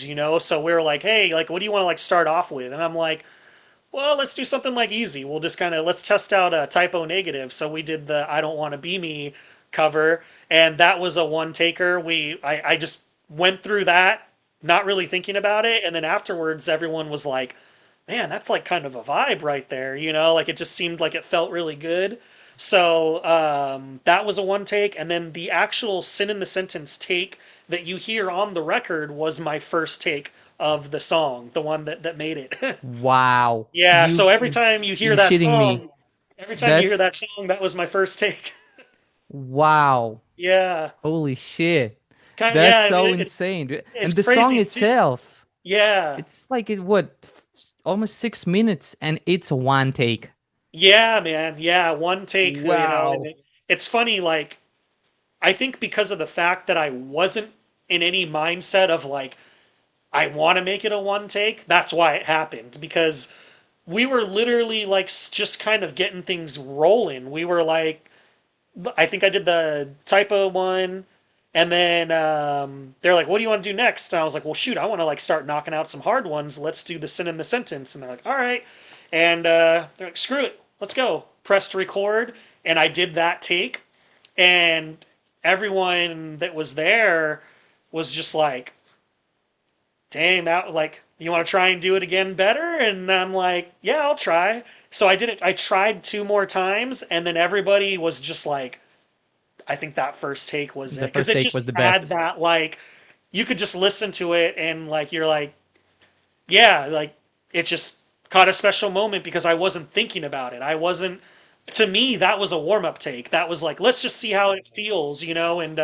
it's not like that happens every single time I record, but that's another moment in my career that I could say I'm very proud of to look back and be like, wow, you know, like I just, again, naturally was able to capture a special moment. And I'm so glad that it's on a recording, you know, I'm so glad that Josh pressed record and I didn't just go, yeah, let me warm up and then, you know, miss it. Wow, it's a hard song. That's the Yes, thing. yeah, It's a hard song. It's like a 6 minute one. It also has blast beats. The yeah. the symbol work in the beginning, you can fuck it up so easily, but yeah, you nailed Yes. it. Wow. Thank you, Good. Good man. for you. Good for you. And what was the last question and we'll stop with the sin in the sentence. What was the hardest song to record? Song. Was there any, or as you said, all of them were like a breeze? You had the Man, if mindset.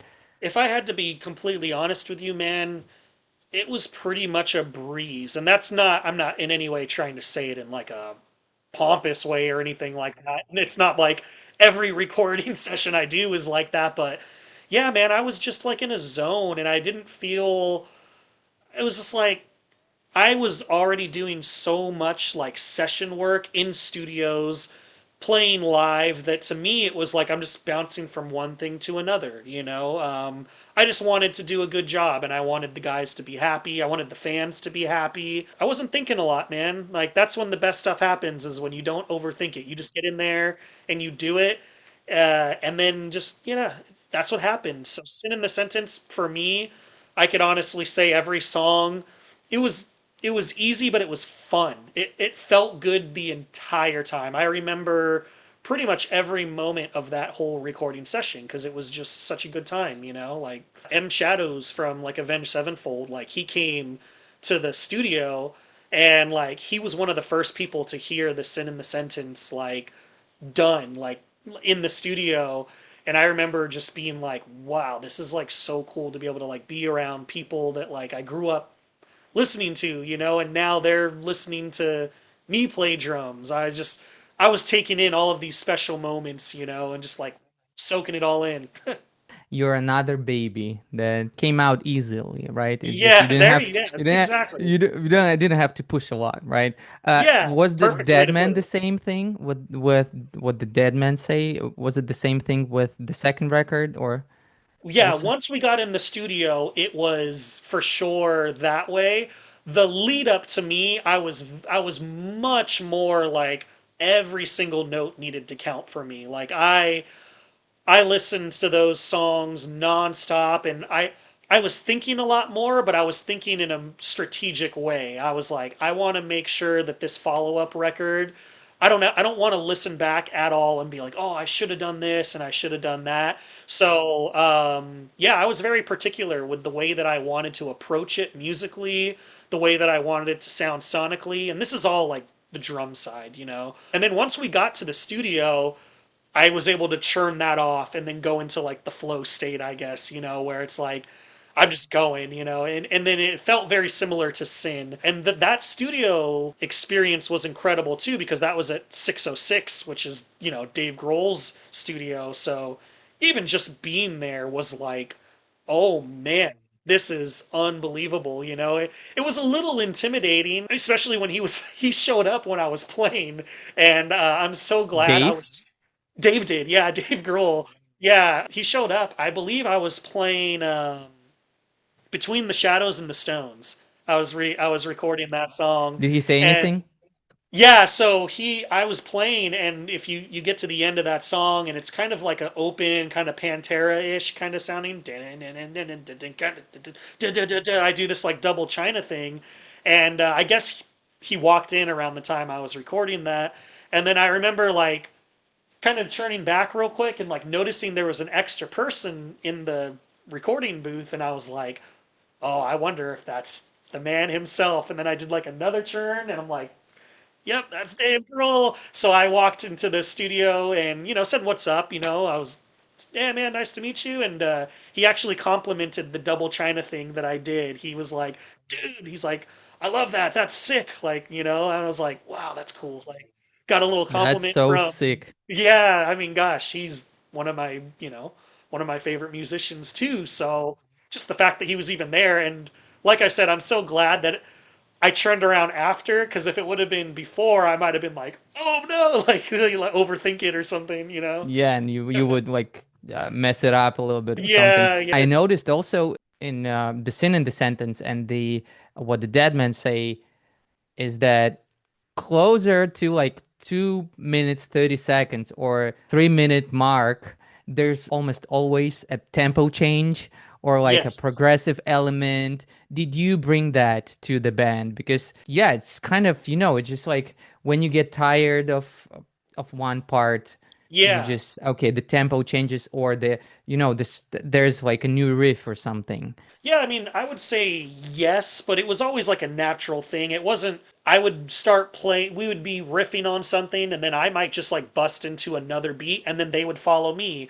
Or, one of them starts playing a riff and I follow them. It was a lot of like tag back and forth, bouncing the ball back to each other, like, what are you going to do with this part? What am I going to do with this part? And there would be some times where I would just start playing a wacky beat and then they would just kind of follow, like a good example is like Fall Into Your Hands. It was like, let's come up with something that's like starts with a drum intro of something. And then I'd go, okay, cool. And then I would just start kind of trying to think of something that's like a bass. And then I'd just try to make that crazier and crazier. And then you'd get a song like that. Yeah. Yeah, I appreciate the linear feels also in like in Catastrophist. There's so many like tempo changes. It Yeah. makes the songs kind of you want to revisit them more, which is Absolutely. also cool. Which is cool. Yeah. And the only thing, yes, that it came out during the pandemic, right? Hmm. Didn't it? Yeah, I Yep. remember that Verminous from Black Dahlia came out, and the What Dead Men Say also came out kind of the same week or something like this. But Yes. yeah, it Yeah. was just a cool thing for the fans, because it was like a fucking hard time for everybody. Yeah. Yeah, man. Well, shoot, if we were able to help anyone out during that time, then that's amazing, man. Then it's all worth it to do it. Like a lot of people told me that, like especially in meet and greets and stuff, they would be like, "Man, that record seriously like got me through that time." That was a hard time for everybody, and yeah, I guess if we were able to be therapy or medicine for people during that time, then, I sleep good at night knowing that. Were you already, did you move to Florida like when this album being recorded, right? Were you living there full time? Was it 2020, Um, 2019, 2020ish? We were living, you know what? No, we did not move to Florida until after that record came out. So that record came out, and then we moved to Florida in 2020, like more almost 2021. It was a wild time, man. It was crazy. Like we were actually supposed to go to Asia, like right before things really kicked off and like everything started getting shut down. We were booked to play in Japan and Singapore. We ended up eventually going to those places, like rebooking them, but I remember when things were just starting to get really wild, like other places were starting to shut down, like out of the United States. And like I remember like us talking like as a band and being like, I don't know, man, like this is not looking good. Like some people, like everybody has their opinions on things, and some people would be like, it's gonna be fine. Like it's not, it wouldn't shut down here. You'd have people that would say that, and then you'd have other people that are like, I don't know, I think it's gonna like things are gonna get kind of crazy. And then if, sure enough, it was literally I think like 2 weeks before we were gonna go to Asia where it was like it just kicked off, like everyone's kind of like doesn't know what's going on, and it's like you can't travel anymore. And oh my God, even looking back on it, I'm like, what a scary time, man. In the Court of the Dragon is probably my favorite one of the three that you made. Oh, Um, cool. I really love this album. I love the kind of nod to Shogun, and it feels like a Shogun Part 2. Do you remember anything from that one? It was post-pandemic, right? Already kind Yes. of. Hmm. And was it like a surprise record? Wasn't it kind of just people? There was not so much promo from what I remember. Just Yeah, like yeah, it kind it of came dropped out. so surprisingly, like, Hmm. and it's out. Yeah, totally. Yeah, so at that point I was living in Florida and I did that record and yeah, we did that. Let's see. We recorded that at the music school that's out here. Gosh, I'm blanking on the name. Full Sail. So the drums were recorded at Full Sail, and a lot of the guitars and stuff too. And then our producer Josh Wilbur, he would fly out to do the recording sessions with us, and then he would do all the, the mixing and stuff at his place in LA. Yeah, the memories I have of that record is going to Full Sail every day, kind of trying to settle in, and yeah, like we're starting to kind of like build our family and stuff out here too. So I kind of have all those memories. That's so cool. Yes, Yeah, and was your first daughter born during that time, kind of, right? sort Was it? of. Yeah, so she was born in 2021, so like very soon after. Yeah.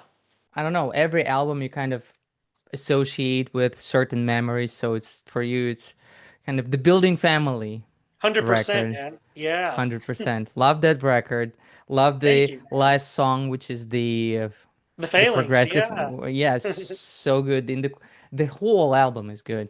If you had to like rank the albums, what would be your ranking? So if I don't know if you want to include the EP or not, but for example, what would be the number one for you, like throughout the career? What would be the one? The With number one? Trivium, Yeah, with Trivium. man, I would say, I mean, I gotta go with the sin in the sentence, man. That's just, Send in the sentence. yeah, I mean, every time I hear it, I'm taken back to that studio in Santa Ana, like, you know, just that, you know, being carefree and just having fun and going for it. But at the same time, I'm extremely happy with the way the EP came out too. Like, it's weird because there was, like I've said in, previous interviews, it was going on during a time of life that was horrible and scary for me personally because of everything that was going on with my daughter. But the way that the record ended up coming out through that, I could listen to it and go, man, I'm very proud of the music. Yeah, and it's a very busy record. Busy Yeah, EP. Very yeah, man. busy. The the feels in the first song is just mind-blowingly difficult. The Thanks. last one, the Struck Dead one, where you were doing the splash fills. Like a lot of times I'll just try and do something that's like outside of the box, or like, maybe a member will say, well, what if you like, maybe they might give me an idea and then I'll build off of that idea. Because a lot of times, yeah, like I might start off the idea with like uh, a regular breakdown or something just to see how it feels. And then if we all kind of look at each other and all have that vibe of like, it's cool, but it's not like moving, then you have to try something different Hmm. that's outside of that box. And I'm like, hey, well, I love to just do crazy crossover linear stuff. I mean, that stuff has always been pretty natural to me anyway, so I'll go for that. That record, it takes me back to, man, just being at the hangar, the rehearsal spot late at night because my daughter, she was in the NICU, so I would go to the hospital for, a couple hours, and then I would go rehearse with the band, and then I would stay after the band left to try to like perfect the parts and like try to just make sure that everything I played on the record was going to count. And that takes time. So a lot of late nights just trying to write the best drum parts I could, and then I would go back to the hospital. So it was a lot of like back and forth. So when I think of the record, those memories do pop up, but at the same time, I'm, you know, the music is done and it's out, and I'm like, yeah, man, like I'm happy with the music. It's just, Hmm. it's a great EP, and it seems like a lot of people, it seems like the fans are digging it, and I'm happy to hear that you're digging it. So It's a cool yeah, record, man. and then the drums are massive. The drums, Thanks, I man. like the drums in all the records, but the EP and I think also the Dead Man has these two have. drumming wise, like the drum sound, the snare tone, Hmm. the kick tone, I think those two kind of stand out. Even Yeah, though even though In the Court is probably my favorite record out of the ones that you made, but yeah. tone wise, the Dead Man and the Struck Dead are just so cool. And Thanks, they man. and you could hear all these like splash accents, which is shows musicianship at Thank its you, man. finest. I At its appreciate that finest. very much. How much sleep did you get those days? Did you sleep at all? Like, were you Not a lot, man. not a lot? It Two, was it three was a hours? crazy time, man. Yeah, oof, it was pretty rough, man.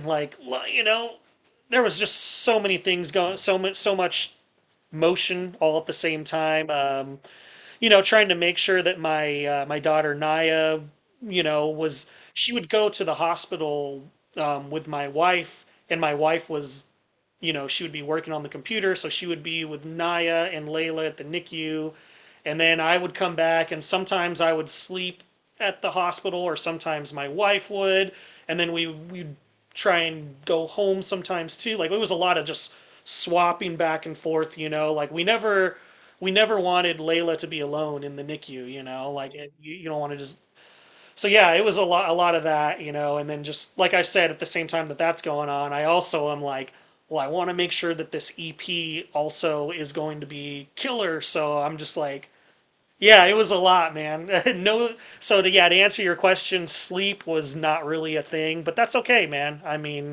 At the end of the day, we're just glad that my daughter made it through, like we got through that hard time and the EP came out great, like Happy that everything turned out good. Like yeah, man. everybody's happy. Second, everybody is safe and alive.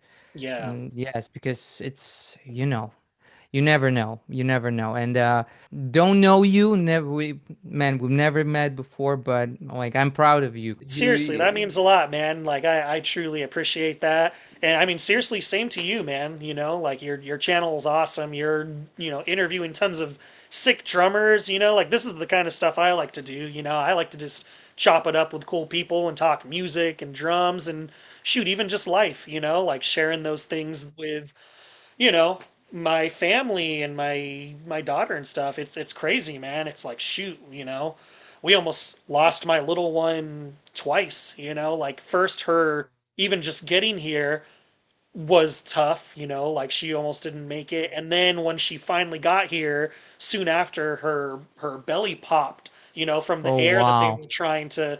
So it was like it was crazy, man. Like we were like, oh, like a little sigh of or like fresh air, like okay, she's here, she's alive, and then like right after they're like, yeah, we have some bad news. Like her belly like popped, Like so we're like, oh, so she had to have surgery. It was crazy, man. And I'm just like, yeah, yeah. What a You, wild time, man. wow. It's just like it gives me the chills right now thinking about with my daughter. If anything happens, Yeah. I would fucking. I don't know. I'm already kind of tearing up. No, man, it's and shout out to the NICU nurses, that whole community of people, man, they're warriors and everybody. We had a like community of people that were there, you see the same faces every day because they're all going through the same thing that you are. So you're able to like understand each other, yeah, even our NICU nurse that was like my daughter's main caretaker, we still talk to her to this day. She came to my daughter's graduation day. Her name is Jordan. She's just incredible. Like she'll be a lifelong friend of mine and my wife. But yeah, man, like she would hold my baby and help her to be strong and healthy and get her through all this. And then she came to her graduation day. She came to her first birthday, which we celebrated with her at Disney. So it's like this community of people that you're just like, they're warriors, they're awesome, but they're also just like good human beings, So yeah, we're very grateful. We had incredible care, and now she's healthy. We call my daughter Layla, we call her the Bruiser because she's just like now she's like built like a tank and she just runs the house. I'm so Yeah. happy to hear that. I'm so happy to hear that. So she's like 100% healthy, Oh yeah, happy yeah. baby, Dude, eating her she's food, sleeping well. As you said, you're like yeah, not man. suffering Like from sleep deprivation. yeah, she had such a rough entrance, but now she's just like, yeah, she eats, she loves solids. She'll eat anything, man. Like I'll give her like little like whatever I'm munching on, I'll break off like a tiny piece and she's just like all about it. Sleeps great. She like waves at people and like she says hi. It's really crazy. Wow, She at yeah. what? She's just turned 1 year old. My daughter Yeah, doesn't say hi yet. yeah, My that's daughter what doesn't say hi yet. But yeah, my sister was saying that about my nephew because they're the same age, and she was like, "Whoa, like Joseph doesn't do that, because we went to a birthday party yesterday, and the whole time Layla, I'm holding her, and she's just like, "Hi, hi." She'll say bye when we're leaving. Bye, wow, bye. that's Yeah, so so she's smart, insane man. because usually the speech starts. I'm not like speech development specialist or Yeah, anything. yeah, 13 months, 14 months, something like yeah. this. My daughter started talking what, like a couple months ago. But Oh, and okay. she is 18 months, Oh, 17 months. So she's like she started talking, but I'm talking Russian to her. My wife is speaking English to her. We're trying to raise her bilingual. But oh, cool. anyways, yeah. Anyways, it's just I'm so happy for What was you, her man, first that word? her first word, her first word was "die," which is in Russian it says "give me," like "give me." Die. Die, die, Die, like like die, die. like Okay, die, die. die. So she's like, yeah, like give me die. Yeah. Very, very similar to the English word die, to die of something. But yeah, Oh, the first okay. word was die. The second word was, I think she was saying mama, papa, this kind of stuff. Oh, But okay. yeah, but right now she's God bless Miss Rachel, because Yeah, yeah, she is talking even more. She's like yeah, icky man. sticky sticky bubble gum. Yeah. Is she She's doing doing the open songs. shut them yet? Open Yeah, shut them? Yeah. yeah. Clap hands, all this kind of Yeah, stuff. It's man. just All the same things as my daughters, and it's funny because my older one, Naya, the first thing she learned from Miss Rachel was the open shut them. And so I remember my wife and I were just like watching it with her, and then we looked down and we were like, "Oh, look, look!" Because when she's doing the song, mhm. "Open shut them, open," like Yeah, we could just see her little tiny hand going like that. And then it's funny now, Layla does that too. She does this and she does the claps that's and so cool. it's funny. So shout out to Yeah, Miss Rachel. shout out to Miss Rachel. She saved our life so many times, when we were like just sometimes just turn Miss Rachel and she's gonna come down. Yes. Yeah, my younger sister had kids before I did, and I remember her like, talking about she's like, no, like it's literally helping my niece. She's like learning to talk and like understand things and pronounce things. And at first I was like a little like I was not skeptical, but just like I don't know, like really? Like from a YouTuber? Like what is this about? And then once I saw her like the videos of how she does it, I was like, wow, that's like a really cool like she's like a teacher. She helps She's a you speech pronounce pathologist. all of the yeah, she's legit.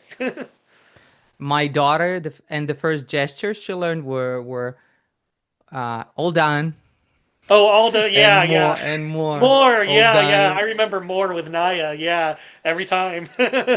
And whenever she's like bored or whatever, she's like wants the shit to be over. For example, we had the bath, she's crying or something. We're flying on the plane and she's like annoyed and she was doing this kind of. Yeah. I know, Somebody baby. listen to Me me. too. Yeah, Me yeah. too. I'm done. All done. I'm done with Yeah. this day and shit. It's Oh just man. that's so That's crazy. awesome. But shout out to Miss Rachel again. She's the best. Love Miss Yeah, Rachel. man. Those who thinking about it, if they should show Miss Rachel to their kids, I would say yes. Yeah, yeah. I would And strongly hey, recommend. hey, I trust me, I was one of those people where like yeah, there's a lot of trash on YouTube. There's a lot of stuff I would not recommend having your kids watch, but Miss Rachel is not one of them. She's legit. I'll sign off on that. Yeah, she's the best. She's the best. Yeah. Okay. Wow, that was so wholesome. Awesome. So you're ready to watch something. This one. This one is probably one of my favorite playthroughs Oh, of thanks, yours. man. The Revanchist. Yeah. Yeah, your white kid is there. Yep. Still, I'll have a couple questions here. So, Sure.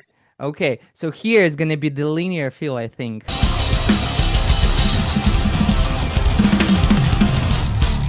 This one, this fill, such a cool fill. That is pretty much improv. That's where I really try to get the more Eric Moore mindset of churning off, trying to be too strategic and just trying to let it flow out when I do stuff like that. So that was pretty much all improv. That's just feeling it out and trying to hope that it lands on the one.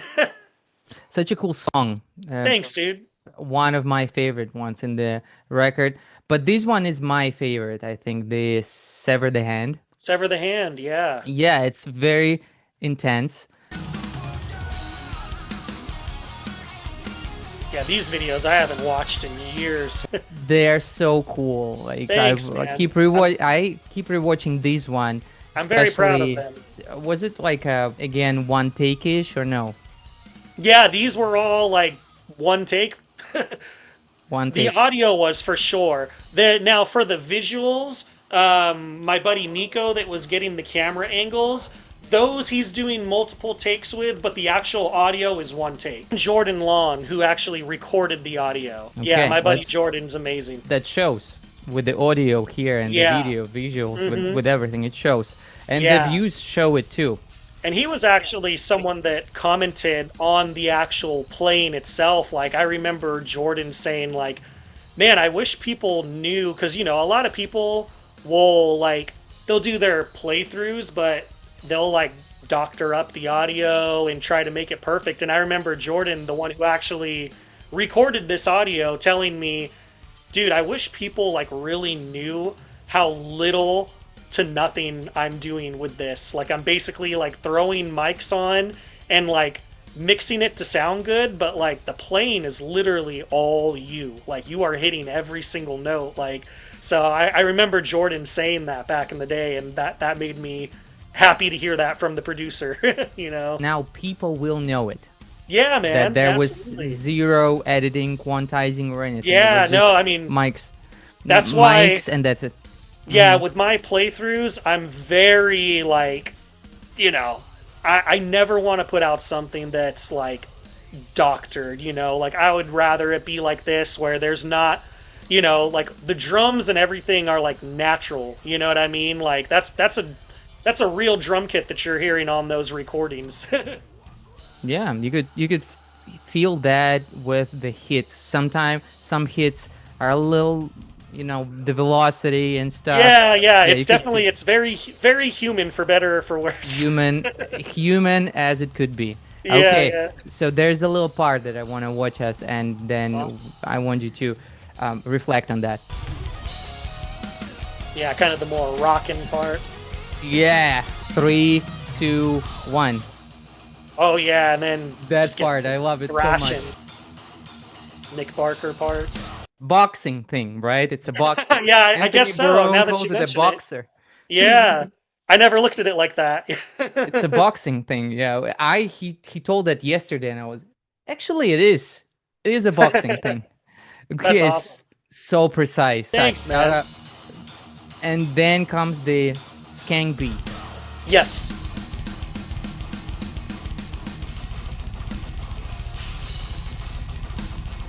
I can see that you love your bell accents and the skanks. Yes. Yeah. How is this double bass part? Do you again? There's the Shannon Lucas kind of appreciation with Yep. the. Do you ever struggle with double bass, or Oh yeah, yeah. it's I a lot mean, of a lot of drummers like a sore subject. yeah. No, I mean, dude, I'm human just like everyone else. You know, I have my days where I'm like, yeah, man, I felt like a machine, and then I have other days where I'm like, ooh, maybe I need to, clean this up a little bit. I mean, even in the video you're watching right there, like you could see I'm hitting the notes, but my left foot is kind of trying to find its balance point. So that's why it moves a little bit. It's not because I'm necessarily trying to do some kind of swivel technique, but that's more like, you know, you're Balance. yeah, you're trying to find that sweet spot and keep that intensity as you're playing those speeds. And also, yeah, I noticed in like later or that you kind of have something like a swivel, but it's kind of a reversed swivel, which is like your I don't know, it's like a knees moving more like a Yeah, I'll kind of switch back and forth really depending on like the set list and like, how hard I'm trying to hit. Because sometimes that'll happen too, where, I'm aiming for more velocity, so I might get more of a full range of swivel motion.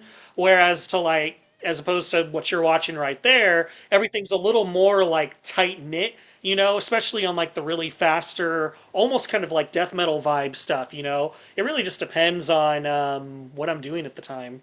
That changes my entire approach.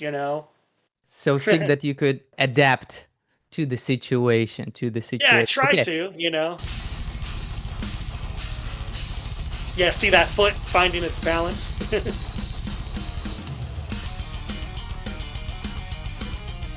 This is some Wow. neoclassic stuff. Yeah, Latino beat fits so well. thank you. And then there was the part with Yep. with the double bass. Little throwback to kind of that gunshot ascendancy vibe. It is kind of. Yeah. That's actually everything I wanted to watch with your drumming. Sorry we didn't watch that much. We're already like pushing 3 hours kind of. Yeah, well, I think Oh so. man, Yeah. that's how you know it's a good conversation though. Yeah. Thank you, man. It's just I appreciate you and appreciate the kind words. But ALTERBEAST, another thing.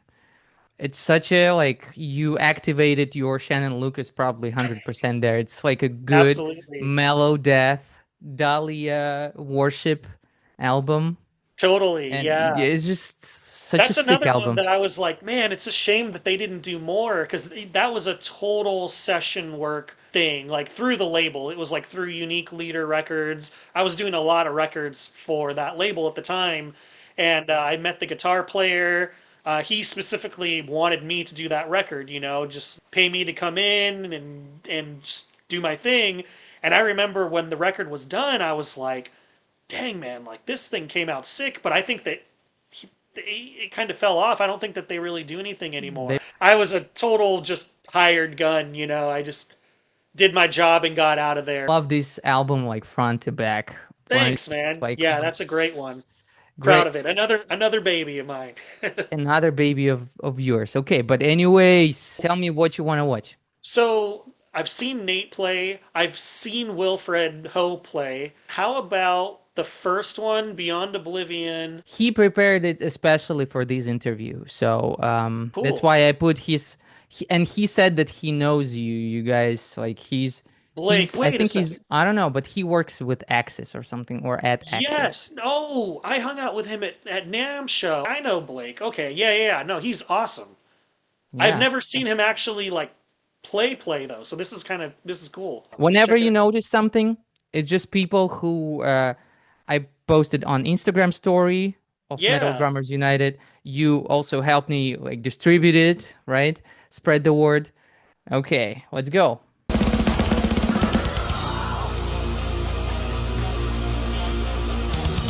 Ah.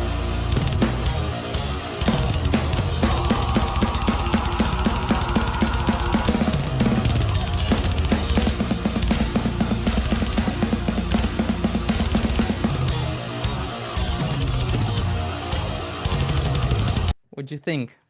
Sick, man. Dude, that swivel's nasty. He's got I some like his swivel, yeah. his push pull technique too on the blast beats. I could see he's kind of adding his own little spice in there, which I dig. Like I've been hearing the song the same way for so many years. He actually did some stuff I was like, "Oh, I could see myself doing that." Yeah, I like what he did in the guitar, the open part. He did like a little like I could totally see myself doing that.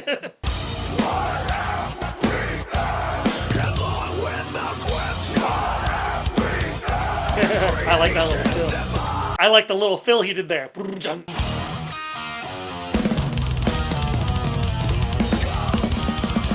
That's cool, Phil.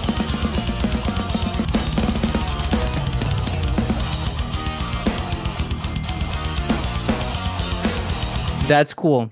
That's pretty sick. His symbol work is cool. Yeah, this is the one you were saying is like kind of unorthodox, right? It is. Yeah, yeah, It because I'm like, is. yeah, he's doing a lot of stuff that I'm like, it's odd, but like very cool. Like he's very like he's got his own like lane going on, and I think that's Sauce to really it. awesome. Yeah, he's really really cool. And Sick. he actually prepared one for Anthony Barone, one for you. I don't know how he managed to do it, but Anthony also watched his covers. So shout out to Nice. Blake. Good job. Okay. Do you know this guy, which is his name is Dylan Watson. I know the name. I'm sure if I saw him, I would recognize him. That name for He's sure. he's playing with an Earth. An Unearthed? Earth. Yeah, this guy. Oh man, he looks awfully familiar. I'm sure Okay. I've crossed paths with him at some point. He said that what the dead man say kicked his butt, so Oh man, yeah, that's a hard uh one. Oh.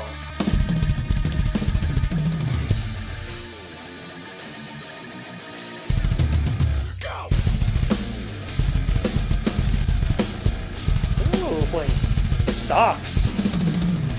Dang, he's kicking the hell out of those kick drums. He's hitting yeah, hard. he's hitting hard. Yeah, man. If Alex Bent himself loved them, okay.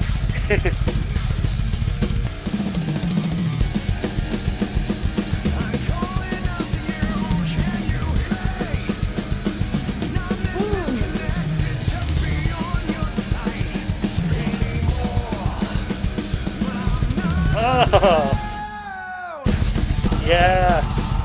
Dang, this guy's on fire too. Dang, I like this guy a lot. It's Real. like if Ray Luzier played Trivium with all the, the stick tricks. Dang, man. Yeah, man, you got a good selection of guys. They all kind of have their own little like flavors, you know? Flavor to it. Yes, absolutely, absolutely. Dylan, amazing job. I guess shout out to you again. So here we have I the definitely three. want to see the younger guy. The younger guy. You want to see the Yes. younger guy? Oops. Matvey? Yeah, Matvey, the guy from Okay. Russia.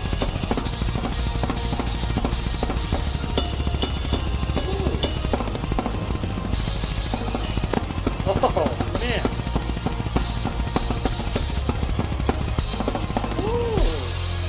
Wait, I want to hear more. 15 years old Wait at a the second. time. I got to see this guy. This guy is unbelievable. He has so little on the kit, too, and he sounds incredible. Yeah, he has like a snare and two toms. That's it. Yeah, he sounds really good. He's swiveling, I guess, utilizing what he has, right? Yeah, absolutely. Dang.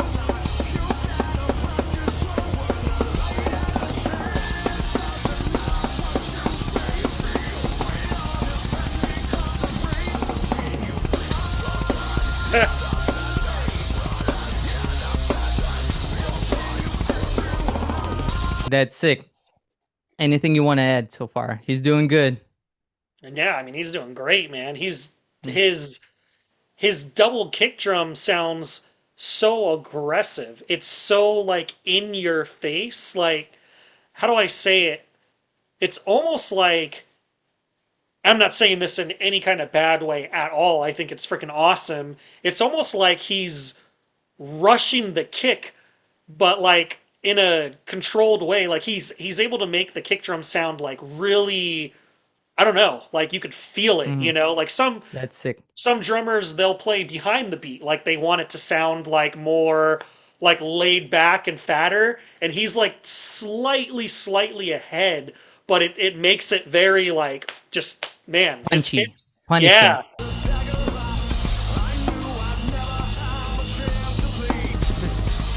He recovered. Was that? I said he recovered. He recovered. He's good. Yeah. He's good. But again, I guess we'll stop here because I'm sure he did well. He Yeah. did Oh really, yeah. really No, well. that's right away like I'm like, "Oh yeah, no, this guy's no joke." Thank you for checking those guys out. Yeah, man. I'll send you for those who submitted but were not able to be seen by Alex, you guys. That's for those people. I'll send the covers to Alex himself. I'll send them to you. Is that okay? Okay. Yeah, So of you can check course. them Yeah. out. Absolutely. All of them, they did amazing job with the covers. Okay, that's, I guess this is it. This is it, man. Yeah, man. That was such a fucking awesome conversation. Like, Yeah, man. I Absolutely. enjoyed it so much. I guess we broke the record, kind of Did we? 3 hour-ish. I don't know. Oh, All of okay. them are three They're just gonna hour-ish keep something. getting longer and longer. Eventually, you're gonna have Yeah. an 8 hour podcast with some. Yeah, it's just, and people are not gonna be able to sit through it, which is Yeah. another thing. Hopefully, people will. I think a lot of people will enjoy it because we, I don't know, saw another side of Alex Band, not a drummer, but a father, right? Yeah, man. No, incredible questions and just yeah, great conversations, man. Yeah. And shoot, best of luck with everything with you too, with your family and your daughter. We're both walking similar paths, man. Yeah, So, we are. Yeah, we'll we have to are. do this again sometime and do like a catch up, like a Sure, why podcast, not? check in on each other and be like, hey, Yeah, how it's I going? yeah, you should start your own thing. I don't know, like are you like into like gear reviews and this kind of thing? I think you already have like a platform. Why not? Thanks, man. And you have your setup, the Yeah, microphones. I I don't know. It's funny that you say that because my wife was saying the same thing. She's like, I feel like you would be a really good podcaster, and I'm like, maybe. Like, I don't mind talking to people. I like talking to people. I would say, I guess I'm a people person, but I've never done that before. I've never thought about it, I guess. But maybe someday maybe I'll Do do my it. own podcast. Do it. I have Do so it. many friends that I would talk to anyway about that stuff. Like, I guess the only difference is there'd be a camera, you know? Do it. Yeah. I told you, you are like a very, I don't know, you could say very uh approachable person. Oh, People will cool. spill their guts to you. You Oh, and know, I'll spill my guts right back. To yeah, the why point where they're not? like, "All right, man, we're good." Yeah, I think yeah, you would be successful at it. Not even the Thanks, podcast, dude. but your YouTube channel. You already had quite a following. You are loved drummer, so I could Thanks, see man. that like in the comment sections. Hey, man, What? the love is right back to them, man. Anybody Yeah. that's ever, bought a record that I've played on or like supported me, like I know how it is when it's like, man, I remember when I first joined, it was like, gosh, another drummer, really? But it's like you know, people that I met ended up becoming friends for life. So what I'm trying to say is just that, like, I appreciate every single fan, that's come out to the shows that, even to this day, books lessons with me or like wants a signed stick or wants to do stuff like this, man. I really appreciate it, man. And just know I'm not going anywhere, man. I'm never planning on stopping. I don't have a backup plan. I'm just that's how I've always been since high school. Like I remember counselors would be like, "Well, what are you gonna do? Like you can't just like bank on this music thing." And I'm like, "Nope." That's exactly what I'm going to do. Yeah, so I'm not going anywhere, man. So anybody that supports me, I love you. I appreciate you guys, and you know, I'm looking forward to the future, whatever that will be. And the very last question, which is the next chapter Yes, for Alex Band. You know what it is already, there's nothing locked in stone. I don't have anything, but like I but you're I'm happy where base you are. I'm happy with where I'm at, but I want to get back on the road for sure. So, yeah, I think a lot of people are under the assumption that like I'm, trying to slow down or something, and that's not the case at all. I feel like I'm just getting started, so I would love to just continue working with bands. I'm a free agent, you know what I mean? Like, and that's the first time I've been a free agent in almost 10 years. So I'm like, bring it on, man. Studio work, touring, whatever, teaching. I want to do this. So that's pretty much what I'm doing, man. I'm just like, hey, I'm Let's open. go. Let's go. Let's do this. you know, But yeah, man, thank you. Pleasure to talk to you. you as You well, have man. a wonderful rest of your Sunday. Sorry that I took that much time of out of your day. Oh, you're But good, yeah, man. but yeah, thank you. Thank you again. Thanks, man.